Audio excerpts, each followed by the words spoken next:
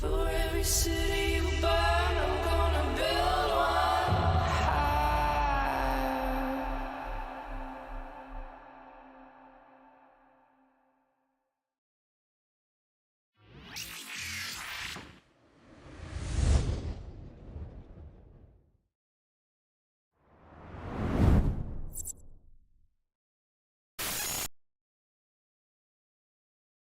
Greetings, fellow Empyreans. I am Ashtarothi, the voice of New Eden, and it is February 10th, YC125, and this is the Eve Universe Show. Welcome, welcome, welcome, guys. It is Friday, and as prophesied by Satonia, we got some things to discuss today. So right now we are outside of the wild and crazy, one of the Cosmos sites, I believe, in the system of, what is this, Ohide? I can't remember. No, this is the Bark. Bark Crick. We are at the Hyperbull Nexus.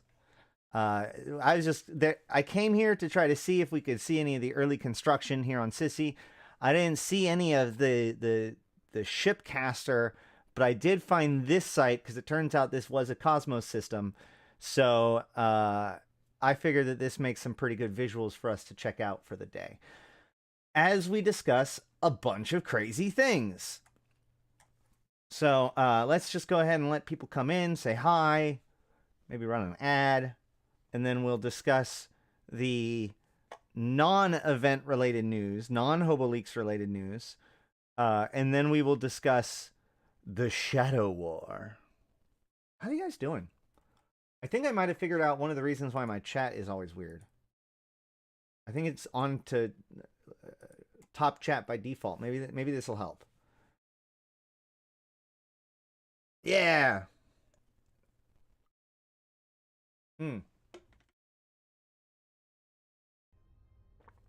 So, by the way, this thing behind us is a particle accelerator, which is one of those things that I really, really like because it's like, it's in the game. It's been there for a long time. It does some really interesting things. We can't necessarily explain what it is, although maybe its explanation matters, maybe not, who knows. But also it like is one of the major things that's shown for echoes. There's definitely an implication that these things are particularly weird for critical reasons, even if we don't, as players, don't necessarily understand what they are. Thank you. Also, how's it going to all of the members and everybody who's coming in? Malak, Mad Hatter, LM1, of course, Spoons and Aikawarazu. Jeff is talking about the leaderboard discussion. We will talk about that today. Oh yeah, Profear mentioned that he redeemed his 1 million skill points. What is your current friendship level? So let me tell you, I had already gotten my Marshal on Ash over the course of like a few years of getting subscriptions. And Ash was subbed through to like midway to through next year, which I thought was pretty solid. I thought that was okay. So I'd swapped over to my alt account in order to help get her up, thinking that, oh yeah, well, eventually I'll earn the second Marshal. And then this whole retroactive thing hit. So, last I checked, now, mind you, I only encouraged people to use my code like 2 or 3 times. Most of the time, I actually was actively discouraging people. And, but I went from 23, within like 2 weeks afterwards, because it has to, like, they have to renew their sub after it gets used. I went from 23 to over 40, basically overnight, as far as I noticed. And I've gotten well over 300 Master Arm Cerebral Accelerators at this point. Now, like, I think it was 2 to 3 weeks ago, since then I have stopped putting my own code on any of my videos. What I've started doing is I've started putting my own officers and other, people that I respect and feel like they deserve the chance of a reward. And not all videos are created equal when it comes to convincing people to use the buddy code. But some people have made it big. But in spite of all of that, since I have stopped using my own buddy code, my alt account has received at least an additional year of game time and is now very likely subscribed all the way through 2026. So, I mean, like through 220, so all the way through 20, because it was November 2025 last night. So that's how that's going. The problem is that, and this is like the ultimate first world problem, is that because both accounts already have marshals and I don't have any other Omega accounts, using my own code, like, it gives me game time, which is good, and the cerebral accelerators if you get by Plex, but like I can't get the 2000 Plex anymore. I can't get another marshal. So that's why I've been starting to use other people's codes, because it's like, well, they get the full benefit of people using their codes. And, maybe I'll convince them to share the wealth if they make it big. I don't know, whatever. Either way, so that is the story of Ash and his buddy code.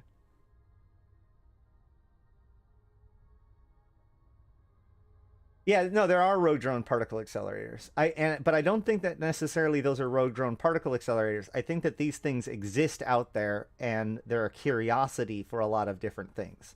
Like, I think that this epicenter was here before, and this particle accelerator was part of it, right? Because you also see it a lot in wormhole space too, right? Like, these are, don't they usually have the description that they're an ancient construction? Hold on. Yeah, whatever purpose this structure once served, it's utterly useless now. Only a few bits of the array's hold survived the explosion that tore it apart. So, although it looks very functional.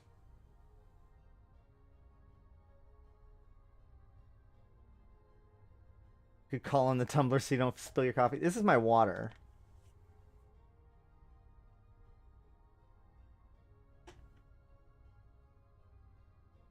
Well, what's cool is that, like, you can watch it. It has, like, a series of things. Like, you can watch it do, like, a particle acceleration, right? In a weird way.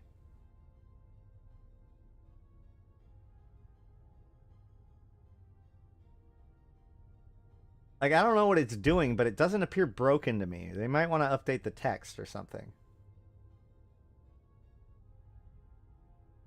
All right, I am going to hit an ad, and then we can start talking about the first topic. And boop.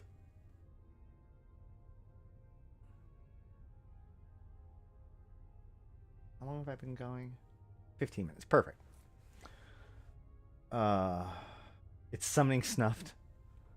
That's right.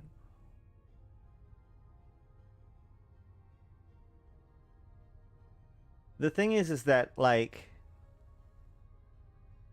what is, from what we know about the ship slinger, whatever they call it, whatever they call the catapult, shipcaster, whatever you want to say about it, doesn't it kind of, it basically is just an additional mastery of the filament device, right? It's just a filament with pinpoint precision. In theory. Effectively.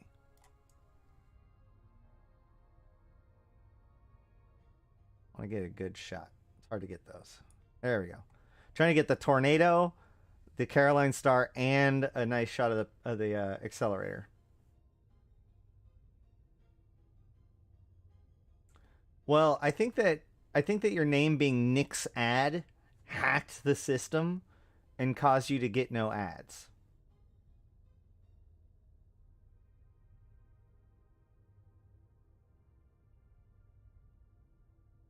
Okay.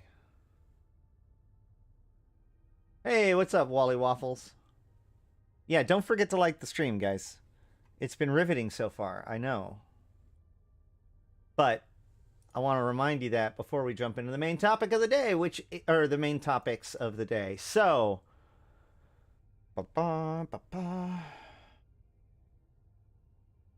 our first topic of the day is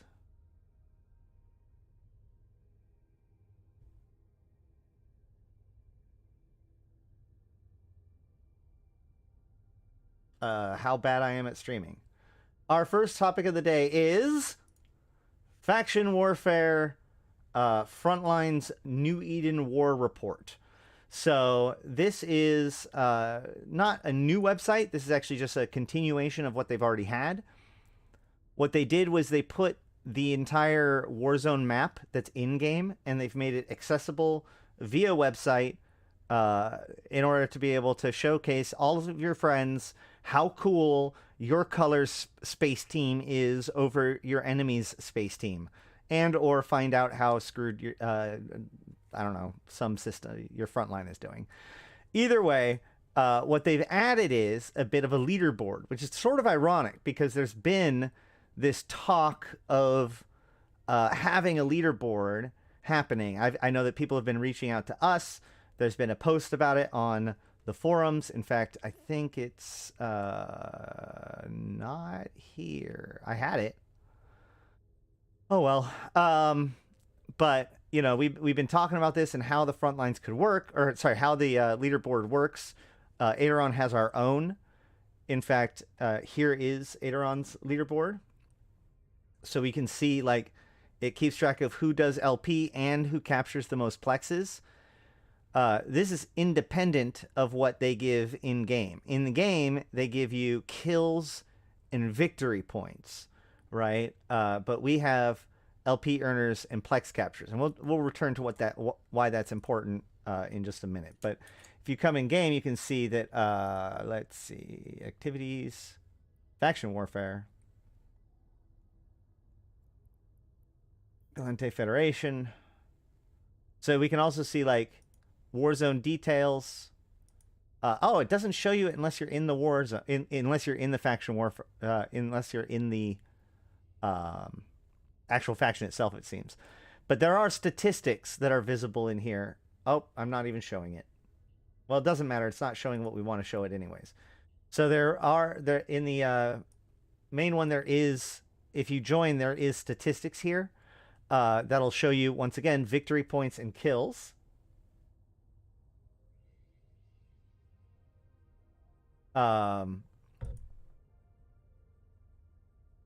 And if we go back to the browser now and check this out, we will see that there. I'm logged into the wrong character. Hold on. Doodaloo doodaloo doodaloo doodaloo doodaloo doodaloo doodaloo.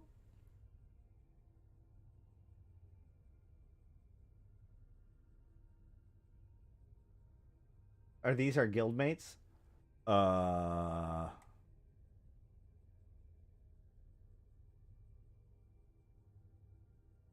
kind of don't know how to answer that.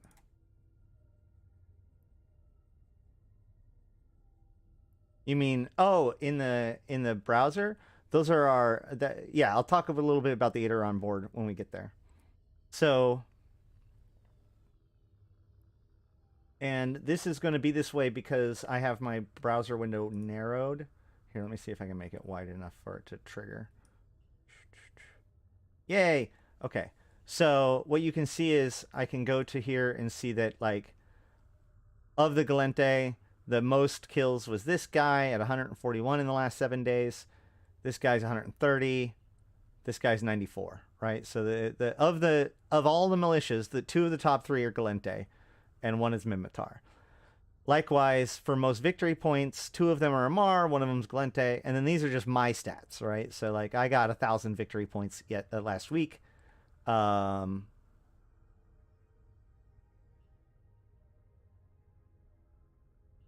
can go to just see the Gallente here and see like, okay, well, the most victory points was 19,000. I got 1,000. So, eh. But that's only within the last 7 days. I haven't been as active in the last 7 days. And you can, of course, still see all of the systems and all that stuff. So this is cool, I guess. But again, this doesn't show anything that isn't really that visible inside of the client anyways. This is just a remake of the in-client detail. No, this is already you can already see this in game. Here, let me shoot. I'll log in my Faction Warfare client. Okay, what?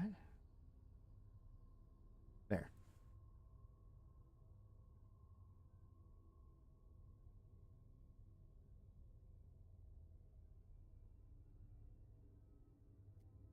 One second.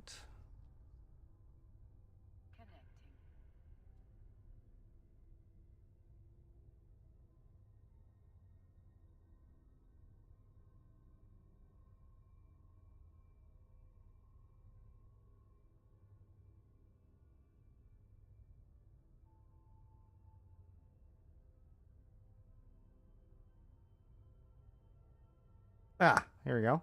Hopefully. Okay, so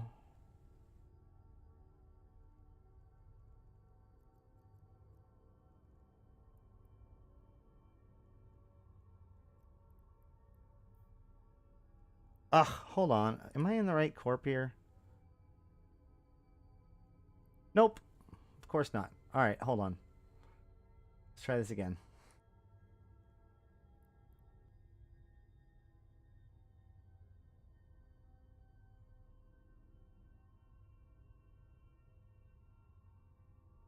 What's so special in Gallente? Yeah, freedom and democracy, man. Just want to say you're doing a great job. I appreciate you saying that while I'm sitting here flubbing this part. I was away for Eve from a couple of years. I recently got back into it. Found your vids to be super good help. I appreciate that. You know, I got the wildest comment last night that really like broke my brain and helped me understand like how much good we could be doing here. Let me log in real quick.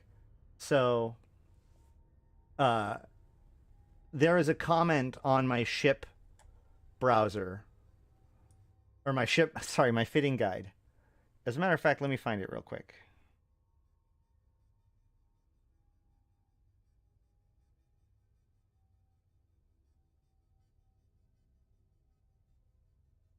Meanwhile,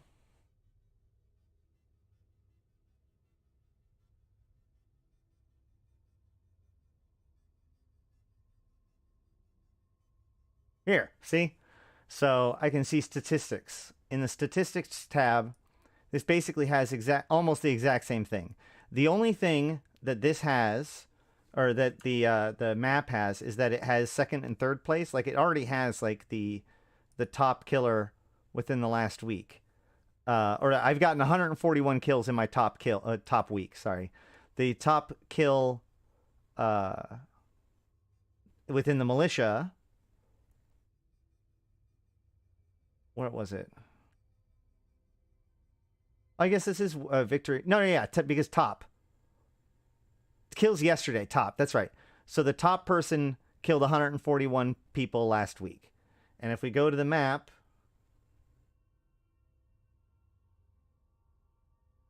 we should be able to see 141 kills. So there you go. The only thing this tells us is, first of all, it tells us second and third place, and it tells us the person's name. But overall, these are the same stats that get shown in game. And why are we losing the war? So the thing is this. For various reasons that I've gone into several times, the Gal Mill was in its weakest position from 2000 to 2002. Up until about 2019, the Gallente had remained the dominant force of the entire cluster, war zone, from basically 2011 to 2019, with limited, like, exceptions. There was a pretty big attack back in 2016 or something like that with Ascension, where the upper war zone was taken by the Caldari, but the southern war zone never fell. And that was about as close to victory by the Caldari that they got until about 2019 or so, when they started taking back the war zone. And a lot of the people within the Gal Mill had left the war zone. So by 2020, 2021, the Plex farmer bots from Amar also came over to help the Caldari, and they ended up burning the entire war zone and taking it all. We pushed back, and slowly but surely the Gal Mill has kind of been restructuring and reforming, especially once Uprising started to get closer and past Uprising. So as the last faction campaign was going on, the Gal Mill at the time figured it behooved us to take strategic positions before we go over it, because we couldn't hold territory. We couldn't take a one-on-one face-on-face fight against the Caldari's most fanatical members. So we basically didn't engage too much with the faction campaign in order to exercise our focus in securing systems in other areas, using the faction campaign as like a reprieve from their major force. So that allowed us to, once the war zone flipped, or once we went into Uprising, we were able to secure this southern branch of the war zone here. So when we first flipped over, I believe we had 5 systems to our... Oh my god. We had 5 systems to our name. Why don't CCP do something about bots? Well, they kind of did. Like, Plex bots are certainly not as big of an issue now as they were before. Especially not these kinds of Plex bots. So, but the point is that, we have managed to fortify this entire area down at the bottom. This area had a pretty significant push. They pushed for 6 months to take back Oix, but then we took it back after a week-long campaign. And so basically, when the flip over happened in November, we focused on securing what we had and making sure all of this was back rearguard. During that time, they plexed up a whole bunch of little systems that were like non-consequential. Like, for instance, Suggerento, right? Suggerento, sure, was making a couple of these, was making Era into a front line, but otherwise wasn't that significant to the warzone. Or even more so, Hazmajala was only making Hysteria a front line and wasn't really doing much of anything else. And so while we were focusing on things like the Oix fight and the other systems that were these key choke points, they were able to take 3 or 4 of these kind of secondary systems and claim a huge victory out of it. However, since then, we've been pushing back, and universally, all of our systems have been basically going down, where their systems have been going up. And we actually recently, like I said, we retook Oix, and they've managed to secure Iha, but there has been some pushbacks into other areas around here. And certainly this seems to be where the battle lines are drawn for now within the faction war zone. However, the faction campaign that's coming up is likely to kind of upturn a lot of that. So the point is that I feel like this leaderboard is still insufficient, not just because it doesn't show enough people, it doesn't show the right kind of information. The first thing is that, like, what the hell even is a victory point? Now, I can tell you that a victory point is, like, behind the scenes when you see a contested value of a system, that is actually handled by victory points. And the advantage of the system controls how many victory points you get for doing specific tasks. When you get to full victory points, which I think is 1,000, I'm pretty sure, then you can take the system. Well, the point here is that, like, none of this is explained anywhere in game. It doesn't tell you how many victory points you've gained. It doesn't tell you what is worth any victory points. The definition of what a victory point is never explained. And everything's kind of presented through these other methods of LP earning and percentage gain and loss. And yet, then when you're trying to understand how well you do, they throw this additional term at you that has no other context whatsoever otherwise. And I think that that's kind of funny.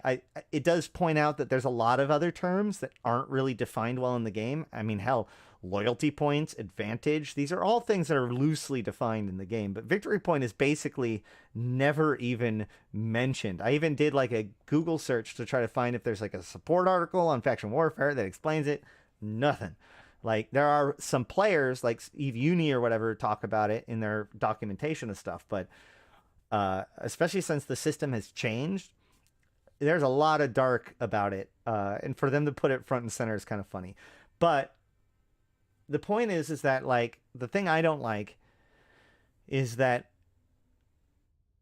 both victory points and kills, in our opinion, focus on the wrong thing, right? I want to know who's capturing the most systems, and we want to celebrate who's making the most money, right? That's at least for our priorities.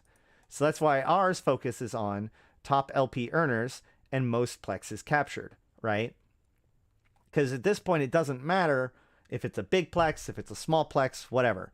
Now, if we understood how victory points work, we might be able to suss that out based on the victory points. But especially that especially worked when everything was worth the same amount of victory points. Now that's not true.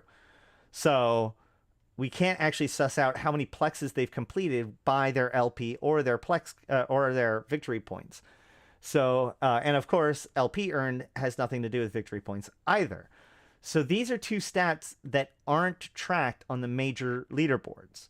Now, here's the problem. You might ask yourself, but so Ash, great, let's just everybody use this board. So the issue with this is that, and why this is a corporation board, is because it requires reading of notifications in order to work.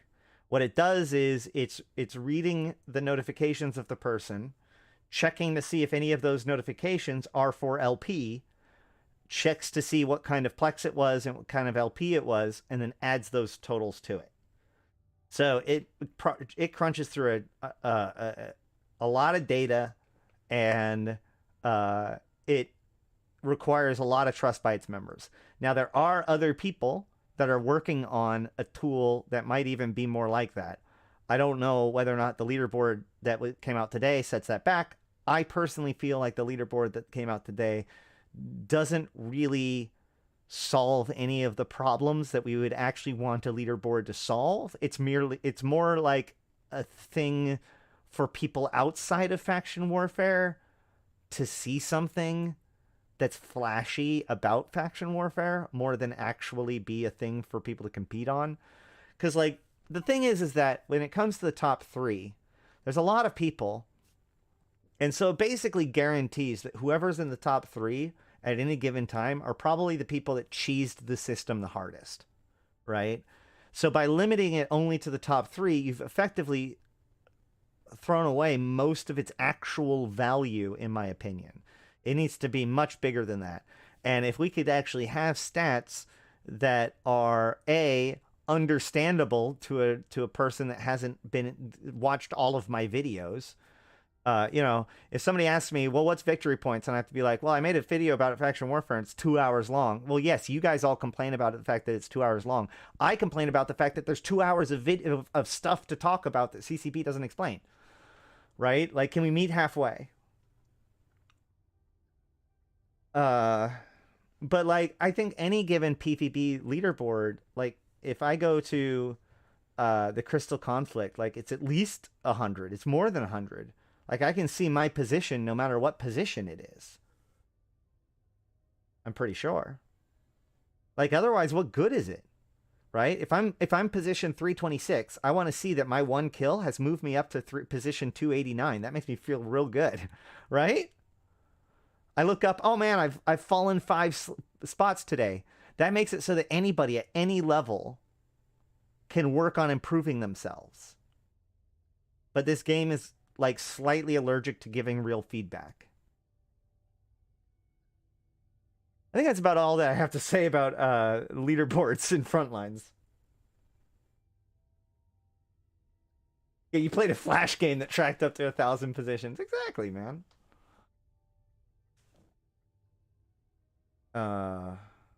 Now, all of that said, there is one caveat that I do want to say.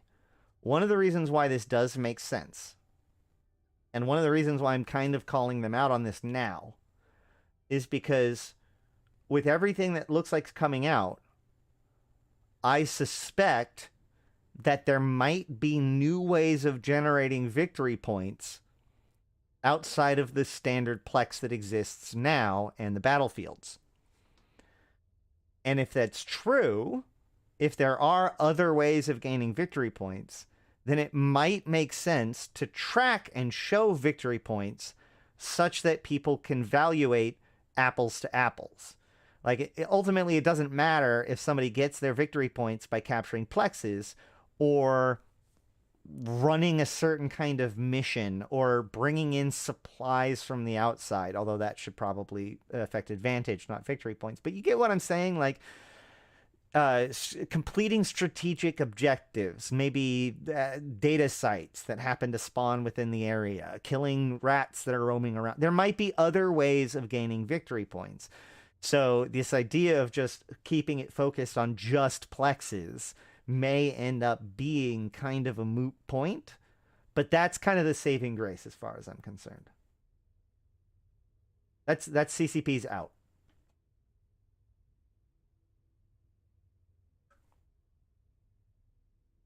Not saying that I think that they're necessarily doing that. I'm just saying, like, that would be what it would take for me to be like, all right, cool.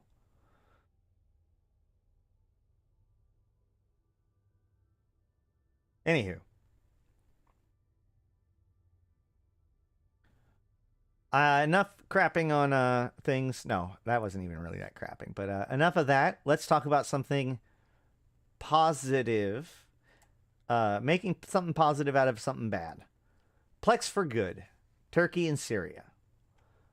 So this started this morning on the 10th, if you're watching this later. Charitable Capsuleers. Earlier this week, in the dead of night, 2 massive earthquakes struck the southern part of Turkey, devastating nearby cities and those in neighboring Syria as far as 300 miles from the earthquake's epicenters. More than 300,000 people have been forced to leave their homes, and over 21,000 people have lost their lives, with this number sadly increasing over time. The world has mobilized... That's how those kinds of numbers work, by the way.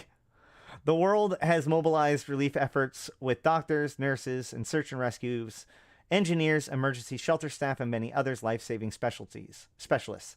These include the Icelandic elite search and rescue team, who has described the freezing and extremely difficult conditions in which the collective rescue efforts operates in the attempts to unearth the people who have been buried underneath the rubble. Also affected by are the millions of refugees residing on both sides of the border, whom have been displaced from their own country, living in flimsy shelters, tents, and partially destroyed buildings, as well as the communities that have been generously hosting them for many years. Lastly, we have capsuleers that are directly affected by this disaster. We have seen and now act on your calls for Plex for Good campaign.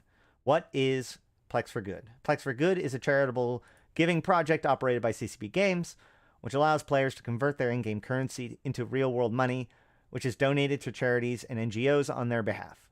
Since 2005, EVE Online players have raised over $1.2 million US dollars for humanitarian relief in a range of crises. In 2005, there's the Southeast Asia tsunami, in which $25,000 was raised. In 2010, Haiti's earthquake, with $34,000 raised. 2010, with Pakistan monsoon, with $38.9 thousand. Japan earthquake and tsunami in 2011 with 44,000. And also in 2011, the United States Hurricane Irene raised 32,000. In 2013, typhoon hits Philippines, and we raised $190,000. In 2015, due to an earthquake in Nepal, we raised $103,000. In 2020, the bushfires of Australia led people to raise $107,000, including the auctioning of the Golden Magnate by Kellen Darklight to to Scott Manley. Then in 2020, also in 2020 rather, 135,000 was also raised for the COVID-19 pandemic, and in 2022, $501,000 was raised to support those affected by the war in Ukraine. This campaign, however, is going to be shorter than other campaigns, so it is no less important. But if you want to get involved, you have less time to do so than in previous campaigns. This campaign will be active as of now and will run until basically midnight UTC on the crossover from the 21st of February to the 22nd of February 2023.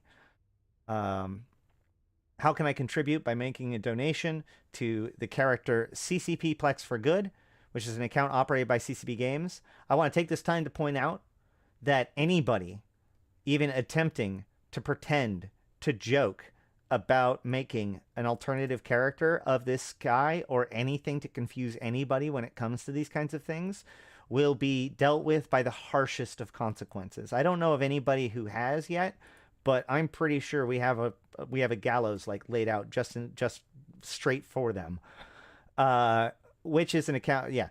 Before you can contract Plex, you must first move the Plex from your Plex vault and place it into your item hanger by dragging it from the Plex vault and placing it into your item hanger. Your contracts will be accepted daily and added to the pool of Plex donations. At the conclusion of the campaign, the Plex collected will be converted back into real-life currency by CCP Games and then delivered to our charity partners on behalf of the Capsuleers in New Eden. We are requesting that players respect a minimum donation of 200 Plex. This will help us process donations efficiently while also allowing those with only a small amount of Plex to participate. If you do not have any Plex or ISK with which to obtain it from the market but still want to give, we would encourage you to make a direct donation to one of the following organizations who are helping with the rescue and relief efforts. And they list Doctors Without Borders, Doctors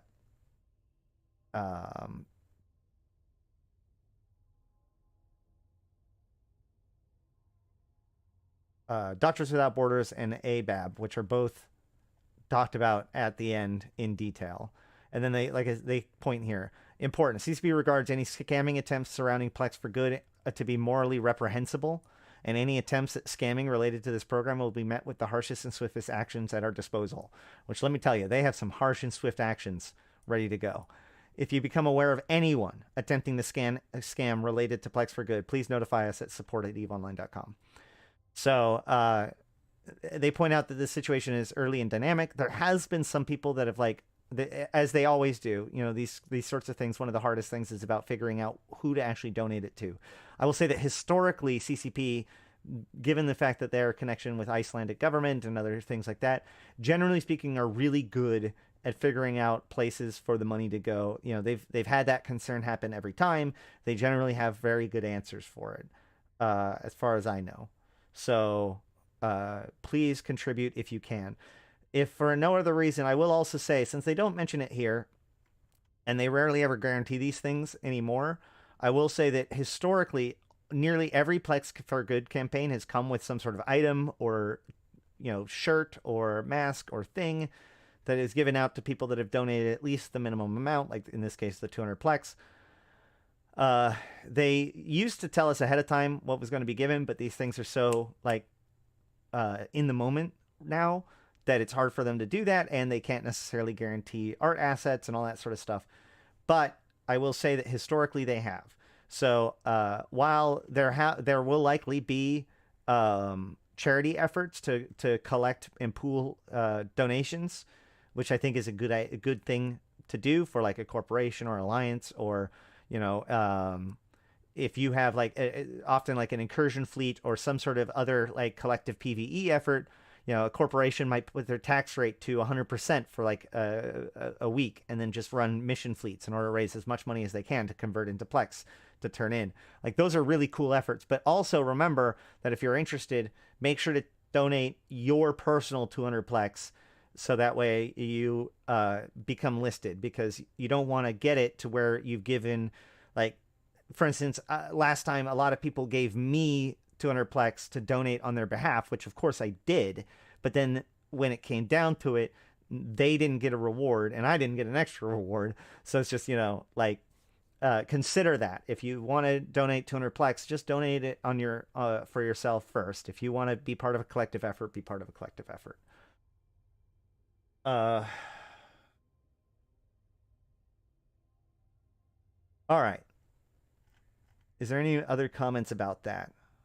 Because I really don't think that there's any much more to say about that, other than if, for instance, if you guys are jaded or whatever, or whatever, if you have some plex laying around, obviously I wouldn't say buy plex with cash in order to donate to this. Just donate that money directly to the charity.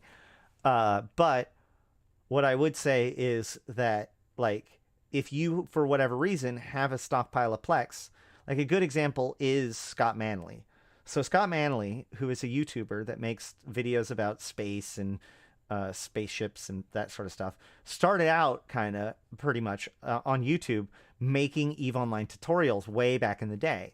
And back in the day, you would get 1 plex for every sub that you got that from your referral links. Now, 1 plex at that point was worth 500 plexes now. 1 plex was 1 month. So in the end, Scott Manley ended up with just way more plex than he could ever deal with. But the problem is that RMT is against the rules in EVE. So a person who doesn't play the game anymore that much, but has an obscene amount of plex, has no way to convert that, or an obscene amount of ISK of any kind, have no way of converting that to any real world value again.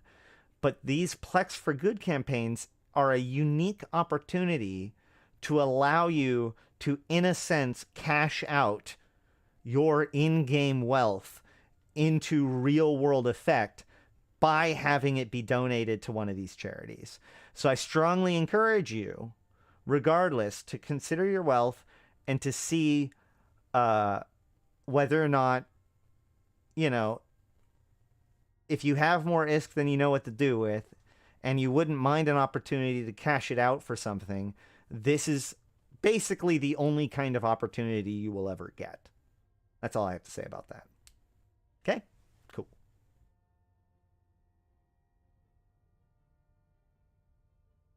Okay. Now then, we've talked about money so much, I want to run another ad. So we're going to do that. That's called transitioning. All right. I wish they would give ship skins. Would love some blue and gold trig ships for Ukraine. Yeah. The thing is that skins probably take the would be the one that they would have to have the most. Like, they'd have to have it ready probably. Hey, 2007 finally got around to using the 1 million SP using the link. Thanks. No problem. Actually, that is a good reminder. As I talked about earlier, the links are actually not necessarily mine. I rotate through a bunch of other people that I think are big time valuable members, not just to our community, but to, in my opinion, EVE Online as a whole, because they allow us as the convocation of Empyreans to help maximize player engagement with EVE Online. So, there is a link down below, and in all of my videos, that link changes each video. So whichever one you get to, just go ahead and grab it and help somebody out.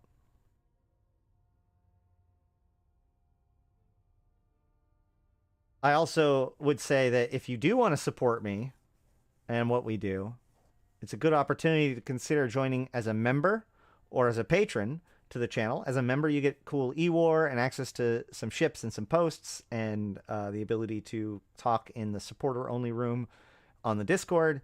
As a Patreon, you get to get in that room as well, and access to stuff as well as gratitude. And if you're high enough, I read your name at the end. And there's merch. Arydanika worked really hard on that merch. Y'all should check it out. It's not just like, we have several new options, including the 07 pod salute. What's this about cool E-War? No. It's not E-War. No. It's Shadow War.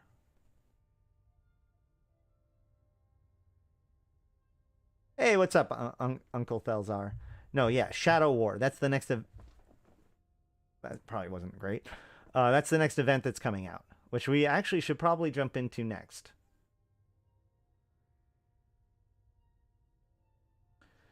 Yeah, I agree, Andrew.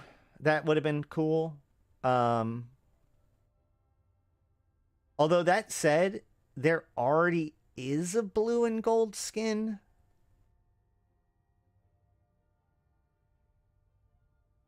You said if we joined, followed the channel, there'd be cool E-War. Emotes? Emotes. I think I said emotes. And I said member. Yeah, Sutonia, thank you. The blue tiger skin. Exactly. I knew it. I knew there was a blue and gold skin already. Sutonia with the rescue. So, okay. Let's...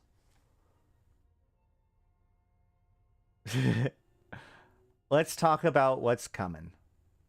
Shall we? I said E-War? Okay. Well. Very well. I've worked in partnership with CCP, and they are introducing a new kind of E-War, which like jams and newts your enemy, but doesn't let them lock back to you. However, you must be a member of my channel in order to get that E-War. Also, I sometimes lie. Speaking of, my guineas are, we're doing well, but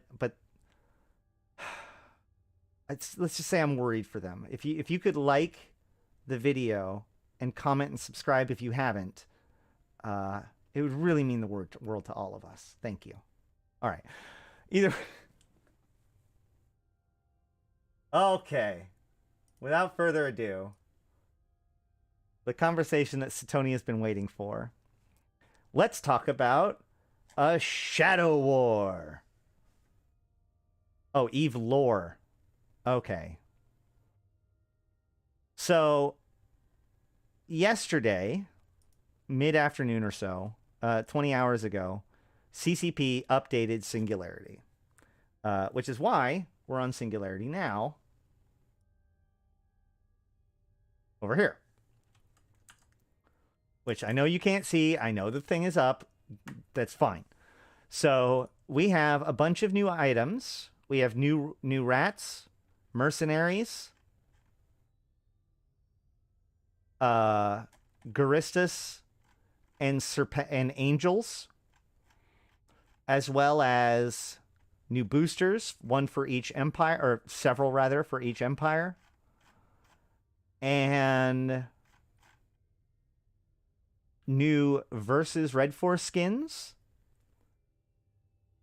new items, a comm tower, a mainframe, a data bank, etc., for each empire, new classified courier wrecks for each empire, new research labs for each empire, stellar transmuter data cores, stellar transmuter data core blueprints, transmuter research index, stellar transmuter research data fragment, encryption key, index file, data fragment. These are transport relay, stellar transmuter, Imperial Shadow War reward crate for each empire. Sorry, each empire's reward crate, component depots, nodes, descriptions, umbral skins, partially constructed bases, more rats, music, heart surge skins, more construction, more sites and wrecks, and that's it. And then also 800 strings. So let's piece this all together, okay? Luckily, I don't need Hobo Leaks for most of this, so let's jump into the game.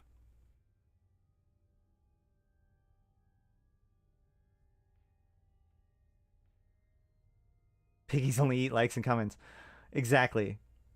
Well, not only, but in the same way that they require hay on a daily basis, they also requires like and comments. That's true.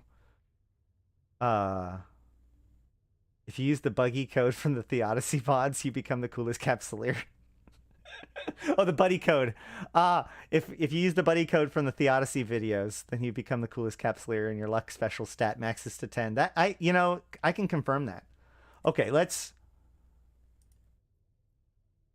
Oh no! I set all this up and then I set it up on Ash, probably. Yep.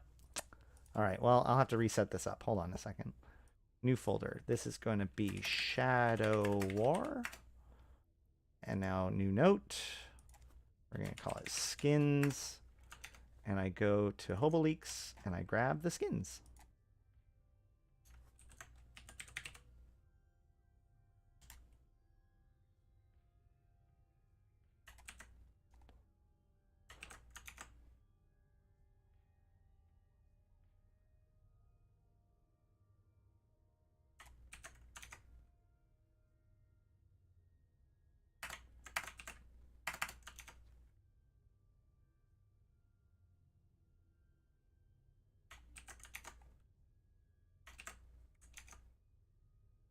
Yeah, that's it. Okay, so there are 3 sets of skins that have been added into the game. And I think that we can pretty much divine out what most of it's going to be.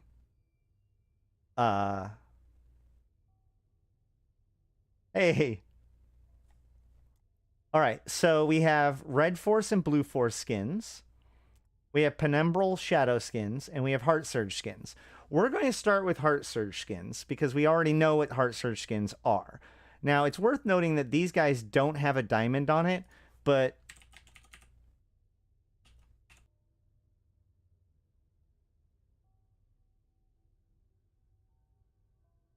not sure what that was.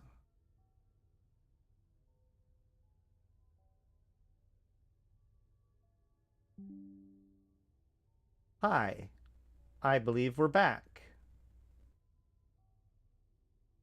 Did you guys even catch anything? Did anything happen? I haven't gotten one of those disconnect things in a long time. Either way. Oh, didn't notice it dropped? Great. Can't stop the signal. Okay, cool. Well, that's it. We're done. Yeah, it was a disconnect for like 2 seconds, so we're good now. Okay, so the glitch in the matrix. So these skins don't have a diamond on it, which may be an oversight. It may be because these are part of pack sales packs during Valentine's Day. That said, regardless of what they come from, what we can say about them is that they continue the tradition of being, and dare I say, flagrantly pink. Like pink and white and Hello Kitty'd all over, right? Like people need to stop asking for Hello Kitty skins. Here are your Hello Kitty skins. It's just that simple. I also, by the way, since we're talking about this, I love the lore behind these skins. Okay, the lore behind these skins are magnifique. So basically, what? Where? So this is something that actually like happened. Where to get the skin? That's what I'm saying. So these are going to be on sale. At least the old ones are, right? Like, for instance, this one. This one will be on sale starting when Valentine's Day celebration starts. So whenever the Guardians Gala starts, this will be on sale during that time. Now, I can't say that for sure with these new ones because they don't have the diamond yet, right? They might end up being part of sales packs, or Plex packs or whatever. But yeah. The lore on these things are really funny though. So basically, back in hold on a second actually. Well no, I won't try to find the actual lore stuff. But effectively there was a thing called the Glamourix boosters and they come out every once in a while. But they came out originally like this one time and they gave out a whole bunch of them. But what the Glamourix booster does is it increases how much standings you get from any kind of standings boost. So you can slam in a Glamourix booster to boost your standings by doing missions. I know a lot of like burner mission runners were doing that, so that way they could basically decline all the missions that they want because the boost that they got from the missions that they did do made it so that they had plenty of standings, you know, these kinds of things. So this was like a big thing, and these were like considered to be almost like broken items. But they had this expiration date, and eventually they expired. Now, the lore here is that at the same time or so, another megacorp was working on a much sexier version of the Glamorix neural booster. While the Glamorix neural booster was focused on just raising your charisma in general, this new Heart Surge project was more focused on the more sexual charm, right? And so as they were moving forward with this subsidiary of Nogahuvi Corporation commissions this skin to be produced, right? Called the Heart Surge skin. But then, and by the way, this all happened like in the world news. You can see when these events happen, but we don't actually we didn't know the full story of it until these came out. But then there was a legal dispute where Uyakomi called them out for something, and then it was discovered that the entire Heart Surge project was in fact an Angel Cartel front, where this neuro tweaker was basically creating and distributing this new drug for the cartel. This and was also producing black market movies, like basically porno flicks, using this new drug. So or this new booster or whatever, right? These new the bio implant. So then that causes the whole thing to fall apart. The Heart Surge project ends, but they still have this commemorative skin. They still have this skin that was commissioned by this famous designer to commemorate it. And so he just decided it was a breach of contract because they didn't actually complete the project. So the rights to the skin falls upon the skin's creator, and he sells the design to the Serpentis, who then sell it to us during the Guardians Gala. And that, ladies and gentlemen, is how we got the Heart Surge skin. I'll read the actual post now. Noting the success of HoloReal starring actors using the Impetus Glamorix neural booster, the Nogahuvi Corporation sought to develop a similar product, albeit one placing greater emphasis on boosting base sex appeal rather than the more subtle charismatic charm. The Heart Surge project was framed out of one of the giant NOH Megacorp's many subsidiaries, Bacamalu Productions, which in turn contracted with a neurotweaker lab based in Marvora Constellation on the edges of the Forge region. Progress on the development of Heart Surge was so promising that Bacamalu commissioned a nano-designer, Jova Surazek, to produce a series of promotional ship nanocoatings. When Bacamalu Productions was dissolved following a legal dispute with NOH's corporation's rival Uyakomi, Nogahuvi may have hoped to generate a return from the new Heart Surge booster. Unfortunately, the Neurotweaker lab had disappeared, leaving behind only a scattering of circumstantial evidence that it was once an Angel Cartel front all along. This theory was later confirmed when Heart Surge began being used by producers of the black market HoloReal titles linked to the infamous cartel. For his part, with Bacamalu's disillusion creating the breach of contract, Jova Sarazik made some profit on his nanocoating work by selling the license for the nanocoatings to the Serpentis Corporation. It is the best ship skin lore in the whole game.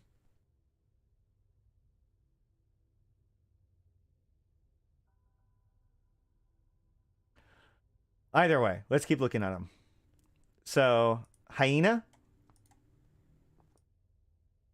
I mean, fine. That one's good-ish. I mean, like, the Hyena, I'm not sure if any skin's going to make the Hyena look good. They have one for each of the fleet issues.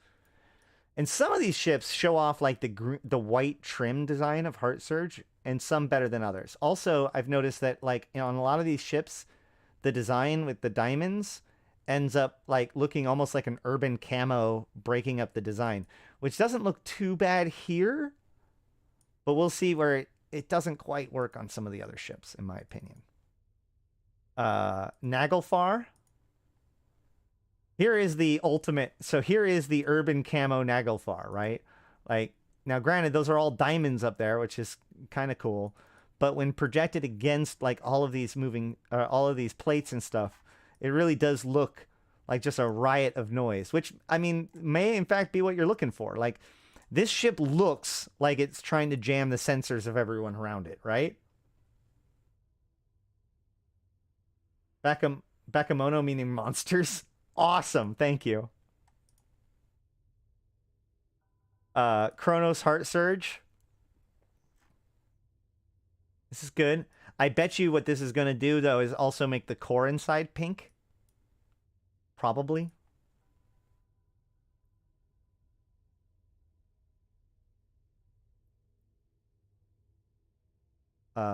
Carries. I mean, if you like the carries, this one could be really good. I think they already have it for the Mollis, maybe? I think I've seen that version of the skin before, at least on like a different model, or different ship with the same model. There you go. Speaking of ships with the same model, you can now, I have this for the Vigilant, but now you can have your pink, long, phallical ship that stops people in the form of the Phobos Interdiction Cruiser.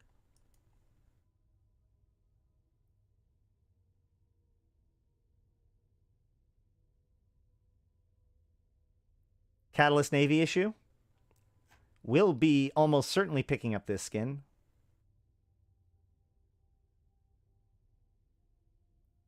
Maybe. We'll see. I'd like to. Moros Navy issue. Again, the Gallente ships don't have enough of the sharp edges to cause the tracings, which, as we'll see in a little bit, can be for good or for ill. Cormorant Navy issue. This, in my opinion, counts as the for good, right? Because like you can see like there's the different white edges that show up as you look at it from different ways to kind of highlight the different panels in a kind of a cool way. Whereas this kind of looks like a hot mess, in my opinion. But like, this is the Hello Kitty skin. Like, seriously, if this is not the Hello Kitty skin, then what is the Hello Kitty skin? Do you really need the Hello Kitty logo on the side of it to be a Hello Kitty? This is the Hello Kitty skin. Just, we're done. Problem solved. Rubicon is passed. It's here now.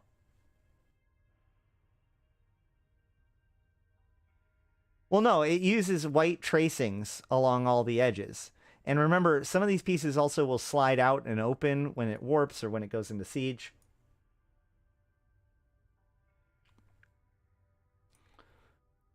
Coercer. This looks fucking slick. I like this one a lot. The diamond in the pink. The edging at the bottom.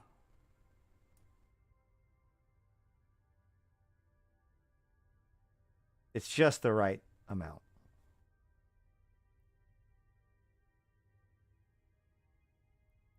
And then Revelation Navy issue. Again, this one looks really good. This one looks... See, this is where the line tracing works. In my opinion. Dude, there's several yellow skins.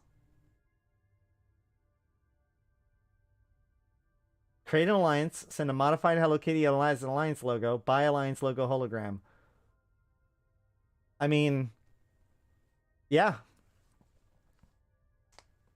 Just like make a Greetings Fox that just happens to look almost exactly like Hello Kitty.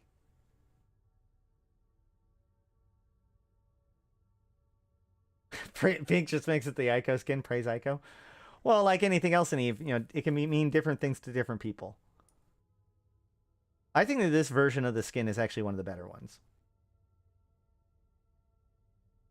Rodent Shipyards walk so right. Okay, so let's look at the next one.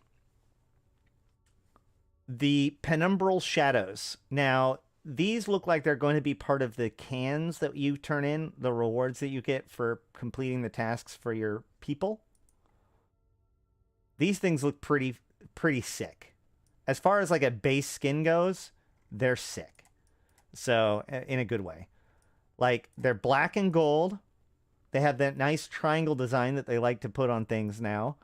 But it's asymmetrical. The right side doesn't have triangles. It's like a swath across it.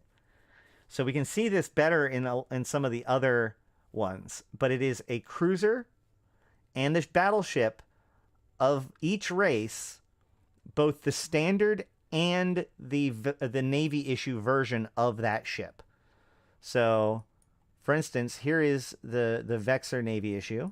Which, I mean, the Vexor and the Vexor Navy issue would look basically the same, right?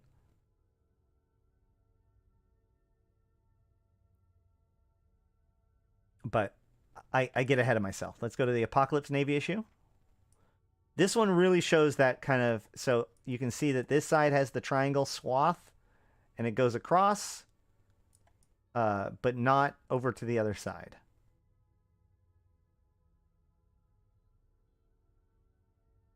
Caracal. This also really, really well shows it, where it almost fades into the standard caracal color by the end.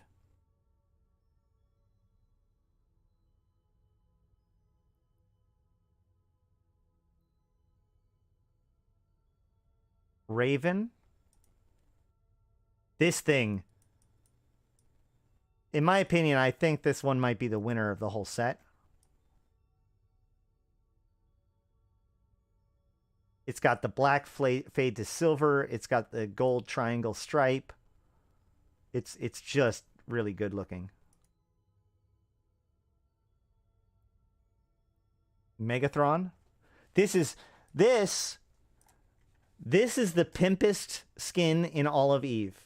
If you want to be a pimp, if you want to be like a crunk, I don't know enough slang words for that. Like this is the most grilled out ship in skin in Eve, right?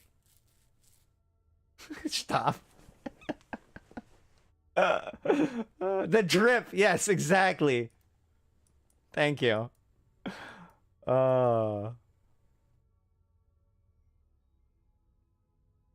Hydraulics. Yeah, there should be like a spinner.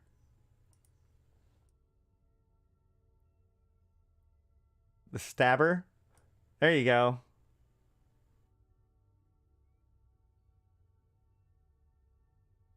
Like these skins just look like they should be. Oh man. Oh dude, it's got it does have a little bit of the stripe at the bottom there.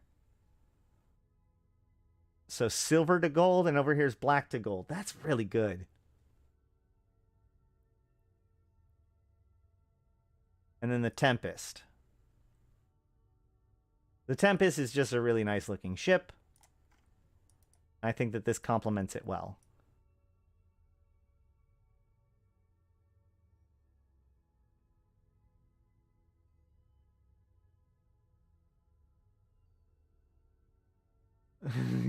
Cash rolls everything around me. I know, right?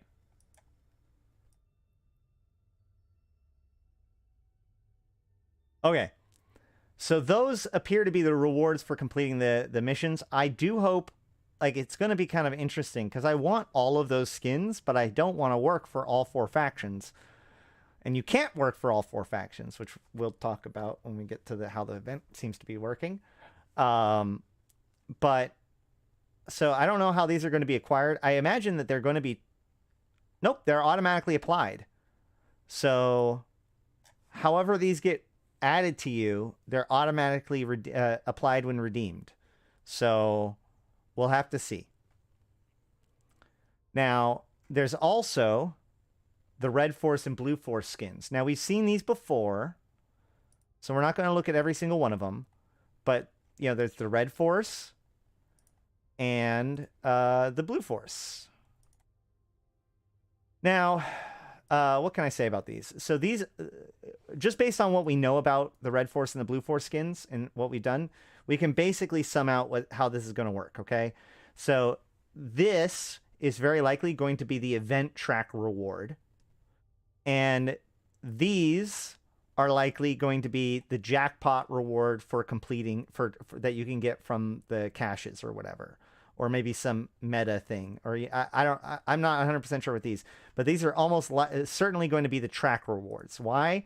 Because there's the certain ones for each empire. There are Red Force and Blue Force, and they scale up, and there's so many of them, right? So from an Amar one, you've got the Magnate, Coercer, Oracle, Abaddon, Punisher, Augurer, Harbinger, Navy issue. So we've got the Navy issue frigate. The combat frigate, the destroyer, the standard destroyer, the Logi cruiser, the attack battle cruiser, the Navy battle cruiser, and the, I want to say, combat battleship. So then likewise, we've got the Heron, the Cormorant, Naga, RoAch, Kestrel, Osprey, Drake. And then for the Gallente, we have the Amicus, Catalyst, Calculus, Talos, Hyperion, Tristan, Exec, Brutix. And then for the Mimitar, we have Probe, Thrasher, Tornado, Maelstrom, Rifter, Scythe, Hurricane. Now, all I'll say about these is that I personally just believe that the Red Force looks better than the Blue Force. Maybe this is just my own bias coming through. But, like, I always get frustrated with these because some of them actually look really nice. But I want Red Force and Blue Force for them. And, like, it's kind of weird how you collect them and they're for the events. I don't know. I'm not sure if I totally feel them yet. But, yeah, so these are likely going to be the track rewards, whereas these are going to be, like, the turn-in rewards. So what are we looking at?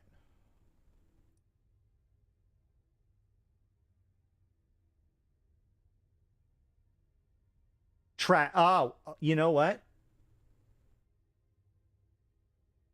Those are soulbound time exclusive rewards for each faction. Satonia, which one? The shadow one? So that's actually a really good point. There is a decent chance that there will be two different things going on at the same time. That the Heart Surge, or sorry, the red, no, because they're both related to the Empire of Choice, right? Like, that's way too many skins for that to be the track reward for just the Guardians Gala, for example. Maybe it's divided between the two. So yeah, maybe some of them are for the Guardians Gala, some of them are for the other. Right, okay. So are they going to be track rewards? And how does the red versus blue skins play into that?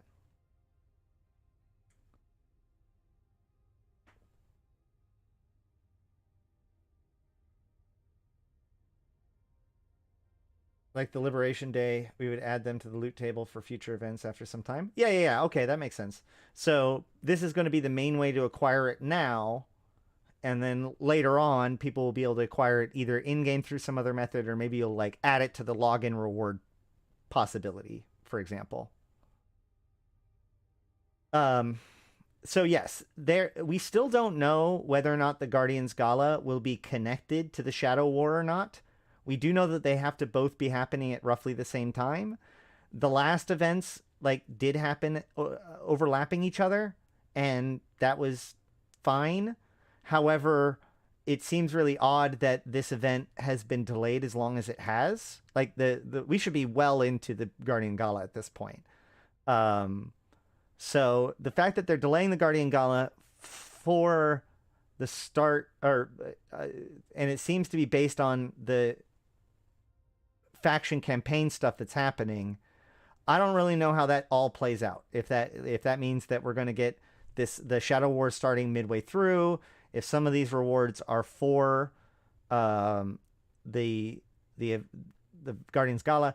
If they're going to do Guardians Gala, they don't actually have to add in basically anything at this point in order to make the Guardian Gala work, because if they don't change anything, then it's already done. So the question then becomes, are any of these rewards part of the Guardians Gala, or are all of them part of the Empire Shadow War? Which, again, the biggest evidence of this is that there is one track for each race. You don't choose which race you want to participate with when it comes to the Shadow War, or when it comes to the Guardian Gala. You choose that in the Shadow War. So I feel like that's an important clue about how these rewards are going to be distributed, or how, which pieces they're going to be connected to. But it sounds like, so what it could very well be is that there's like lower rewards that are the red versus blue, and then the shadow ones, the 2 shadow ones, or the 4 shadow ones for your empire, could very well be the top prizes. I don't know. And Satonia could contribute more if he would like to, but he's already contributed quite a bit. So, any rate, there is a few other things that I would like to talk about when it comes to these guys, though, which is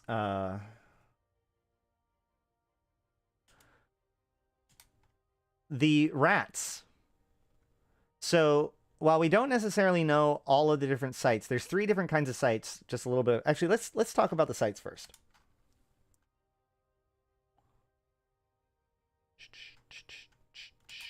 Okay, so we have 3 different kinds of sites. We have a data node, we have a courier, a waylaid courier, and we have a besieged laboratory. Okay, so the data node says that it's restricted to enter by T1 and Navy faction frigates. Hostile ships appear to be active inside. Capsuleers who activate the acceleration gate to enter this site will incur a suspect timer and will become legal targets for all other capsuleers. This is true for all 4 Empire nodes.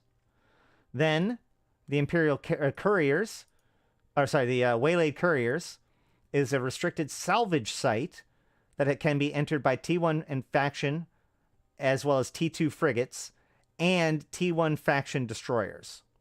Hostile ships appear to be active inside. Warning: capsuleers who activate this acceleration gate will incur a suspect timer. This is true about all of them. We'll talk about that, what that means afterwards. And then finally, the laboratory. This restricted site can be entered by T1 faction battle cruisers and smaller ships. Hostile ships appear to be active inside. So I assume by T1 faction battle cruisers and smaller, what they mean is that T2, T1, T2, and T3 of anything below battlecruiser is also allowed in. But no T2 battlecruisers, no battleships at all. So these 3 different sites, one of them is a data site with frigates only. One of them is a salvage site with destroyers. And one of them is a site, a restricted site, with battlecruisers. So chances are, we're just going to say the laboratory is a combat site. The couriers are a new kind of salvage site, which I assume that means that there'll be wrecks to salvage for stuff, which there are other things that hint to that in the notes. But they'll also be defended. So that's why you want to go with like the T1 and faction frigates. Well, the T1 frigate for the exploration frigates do have a salvage speed bonus. So if you're competing with people in them, the salvage speed bonus could play a part. But also, faction destroyers happen to be very, very good at salvaging because of their high amount of high slots. This also seems like the kind of thing that like the big boy can do the combat part of the site, whereas like then the alpha or the new bro can come and do the salvage with him. And then the combat sites appear to be just combat sites. Now, one of the things that's most important about these things is that, as I mentioned, all 3 of them cause a suspect timer when they come off. A suspect timer will last for 15 minutes and allow anybody to engage you. Suspect timers, basically, it seems to be that these are kind of like plexes, right? These have the same kind of restrictions that the old school plexes had. And also that idea of like giving a suspect timer, if you go into a plex, a faction warfare combat site, without being in faction warfare, it causes a suspect timer to you. So it's a very similar thing, but this does 2 effects. One thing that's worth noting is that when I look through all of the files everywhere, nothing specifies where this is happening. And yes, that is correct. I assume that you're saying that it's correct about the skins and the rewards. So you need to be more specific about what you're confirming and not confirming because of delays and everything. But either way, so these sites could be in HiSec and still become conflict zones by forcing suspect flags in HiSec. We may have to raid the enemy's HiSec sites in order to do this. Now, in fact, that would actually make faction warfare super inconvenient if they don't fix that fact, because, you know, the Navy coming after you would be super inconvenient. But, you know, the fact that it provides a suspect flag makes it so, regardless of where these sites are put, they are a combat zone. In addition to this, I find it really cool that the data nodes, the top tier ship is the Navy frigates. Asteros do not get into these, guys. It specifies Navy faction frigate. So unlike last time where people were still able to use Asteros and that became king, at this point we're going to see a really good opportunity for those combat faction frigates to really shine, because they can both deal with the rats and other players. The thing about how the suspect timer is how the data sites worked in the last event. I agree. Well, except in the last event, you could be on the correct side, right?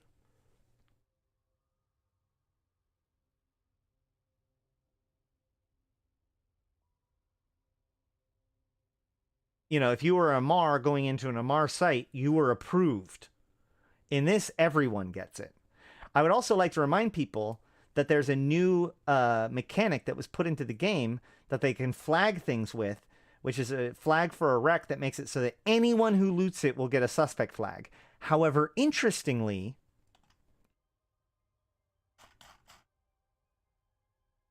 that particular flag is on the new stuff. Where is it?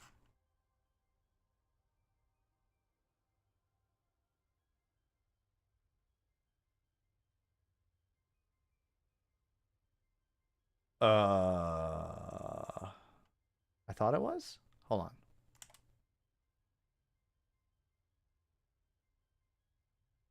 Am I silly? Maybe I can just go over here to the wrecks themselves. Guarded Amar classified courier wreck. Is this going to show it?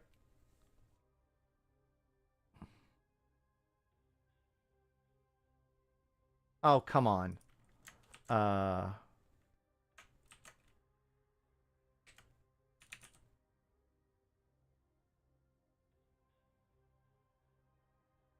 No, seriously, there is a thing. I promise you.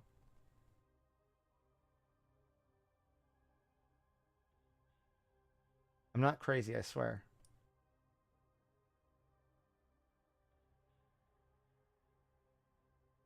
Let me just check, because they might have added it already.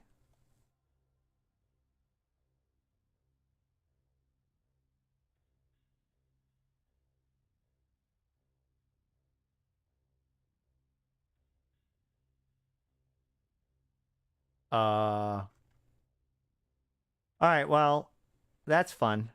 I swear to God, I saw things have the assigned. Whatever, man. There is a new attribute that allows them to flag something as being only able to be taken by, or it'll give a suspect flag to everybody. But here we go. There, Jiminy Christmas. Phoenix Navy issue wreck. So these wrecks that are here have flag all suspect loot on wreck from none to 0. So this flag right here, I've yet to see it ever be set to 1. even though they have put it into the game. No, this is not relevant to this conversation at all, apparently. All right, so what kind of rats are we going to run into in these sites? Well, there is angel rats, Guristas rats, and mercenary rats. The angel rats say that it's part of the angel cartel tasked with obtaining the shipcaster-related research. The Guristas is also says it's tasked with obtaining shipcast-related research. All of them have the same icon and are basically the same thing right now, but that's just because they haven't been updated, but we can see what they are, right? So just pay attention to what they say they are. So like Angel Rifter, Angel Echo, etc. So these are supposed to be attacking probably in all of the different sites. The question is, like, A, why the Angels and Guristas? And B, who are these mercenaries? And I think that we can actually answer both of those questions at the same time. Now, the thing that is really interesting here is the Guristas, okay? So if they were just going to purely take the Guardian's Gala and map it to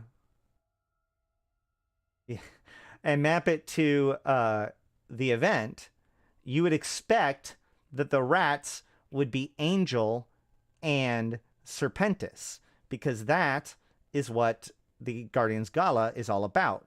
But this isn't that. This is Angels and Guristas, which is really odd. Why Guristas? Well, let's think about this one a different way. Whose pirates are these?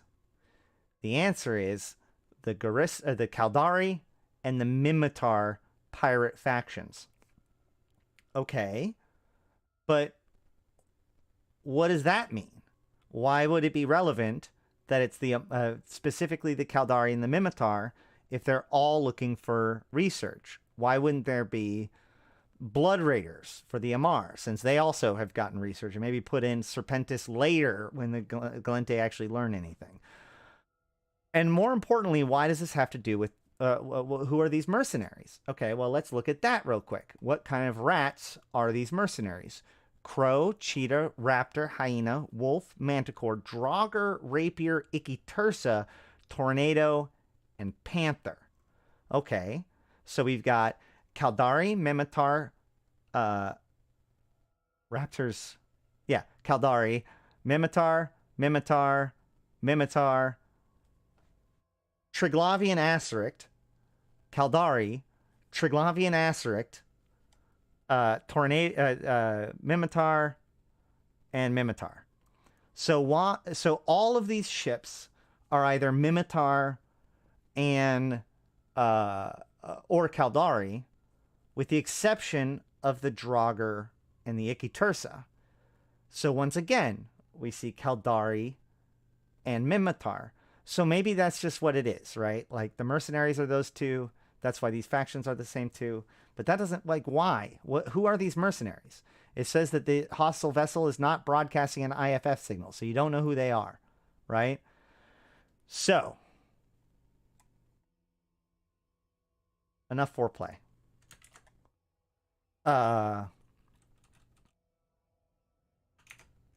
Shoot, where was I going to go? Actually, not quite. A little bit more foreplay. This is the Ichthyrsa. The Ichthyrsa is a T2 Vedmak, right? However, something to note about the T2 ships. You'll never see a Triglavian, or you won't. We've never seen a Triglavian in a T2 ship, which makes a lot of sense, because if we zoom in here, we can see that right there, it might be too small for you to see here, but that right there is the Caldari State Navy logo. I think if I go back here, yep, there you can see it a lot bigger. That's the Caldari Navy logo. And over here in the center there, you can see the Caldari logo. Okay? So wait, why does the Ichthyrsa have a Caldari logo? All four of the T2 Triglavian ships are based on one of the are built by the four empires. So the Ikitursa is built by the Caldari by adding, I think, the Eagles platform.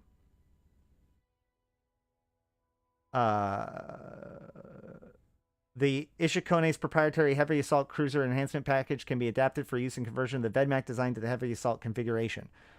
Okay, so the Caldari built the Ikitursa, and wouldn't you know it,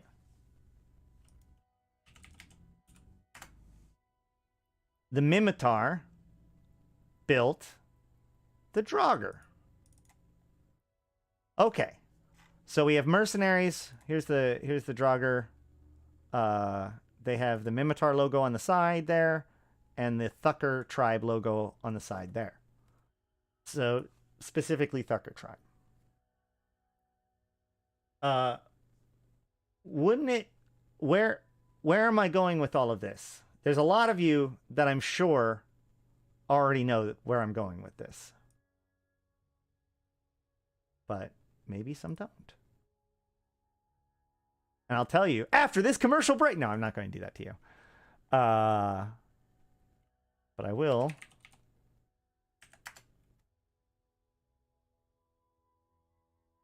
For those of you who may be new around here, I would like to introduce you to one of our favorite little characters running around. The Deathless. The Deathless showed up around the end of the Chandeli Civil War, where the Deathless pulled his troops that he was apparently the contractor. He was the contracting agent for Intara Direct Action, Krulifer Brigade, Anarcho Brigade, and Sekal Mercenary Group. Awesome. Shut down. He then has his agent, Leopold, recover the FIO dossier from the about the Serpentis military buildup, and hands it over to Upwell, which leads to Upwell attacking the Serpentis, leading to the creation of the Scope News Network brokering service and the Shadow of the Serpent event. A year later, the Scope's brokering service is actually handed over to Intara Direct Action and the Ostakon Agency, or at least it's believed to, both of which are sub-agencies of the Deathless at this time. Now, the Ostakon Agency, which is what the agency is named after, is the only Gallente group as part of the Deathless's crew. And at this point, we no longer see Deathless working with Gallente factions, as far as I know. It's mostly just the other ones, especially Intara Direct Action and Sekal Group. So what I'm saying is that the Deathless specifically teams up with the the Mimitar and the Caldari pirate factions to run a mercenary organization. So, yes, they don't tell us that the mercenaries are the Deathless, but the mercenaries are the Deathless. So, basically, what we're seeing here is that the three factions are going to be the Deathless and the two factions that are kind of against the Deathless, the Angels and the Garistas, vying for this to steal this power from the empires, and are the things that we're going to have to fight as we attempt to also steal that technology. Now, what the Deathless wants to do with this technology, that could be fun to find out. But just in case people are unfamiliar with this person, I don't have the video here, so I'm just going to pull it up real quick.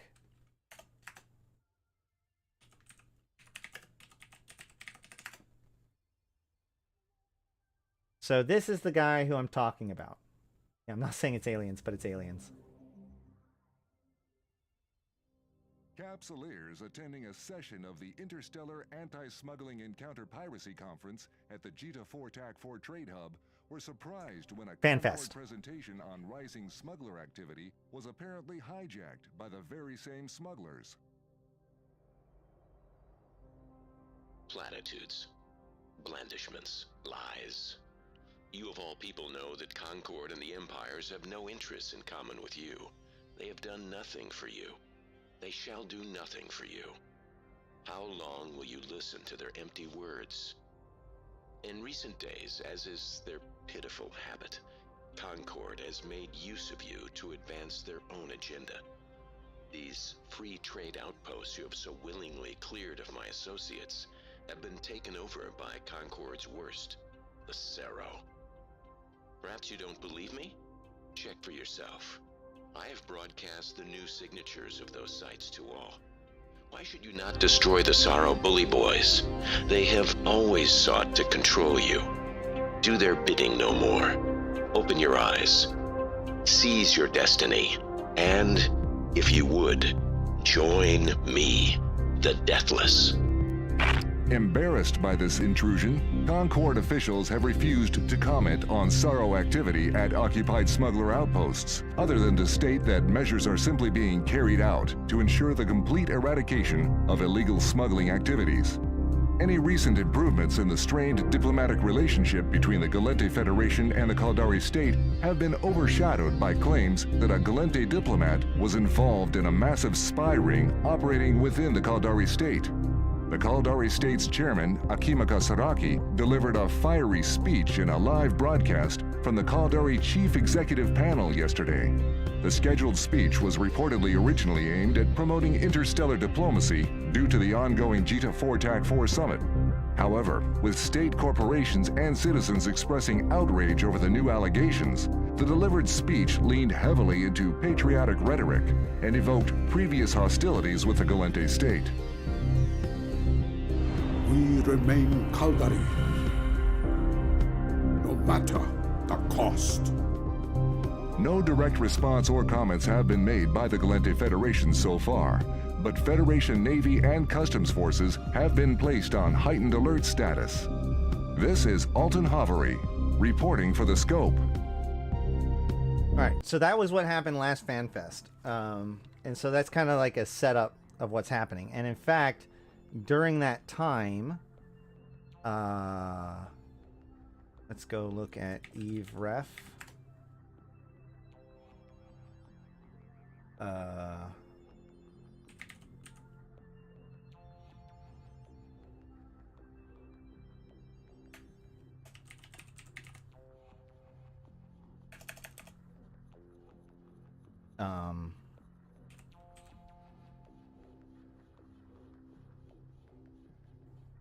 Smuggler Draugr. Yeah. So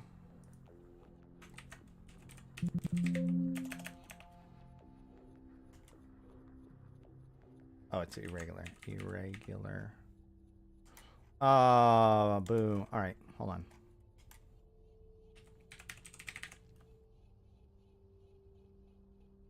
So we had, Smuggler Basilisk. The point is that, hold on, Smuggler. We had Basilisk, Cerberus, Draugr, Hyena, Ichthyrsa, Rapier, Raptor. So a lot of the same things. And that smuggler group was specifically identified as the Deathless. So it is 100% not a leap to say that the mercenary group in question for this next event is the Deathless. However, the remaining question is, who do I think the Deathless is? And now I've gone over this a couple of times, but just for the new bros here that might be talking about it, let me introduce you to something. If we go to the Eve, universe.eveonline.com, we can look up a guy named the Fiend. Annie Onakori, rebel with a cause. 10 years ago, security forces in the Caldari system of Surokin destroyed a civilian ship. The headquarters of the Hasiota of the Caldari Corporation are located within the system. The ship was found trespassing and refused to change course despite numerous warnings and was blown up in the end. Aboard the ship were numerous radicals, both Caldari and Galanteans, demonstrating against recently exposed information about a dubious drug experiments the corporation was undertaking involving, for instance, slaves provided by the Amarians. All but one of the radicals were killed in the ship when the ship blew up.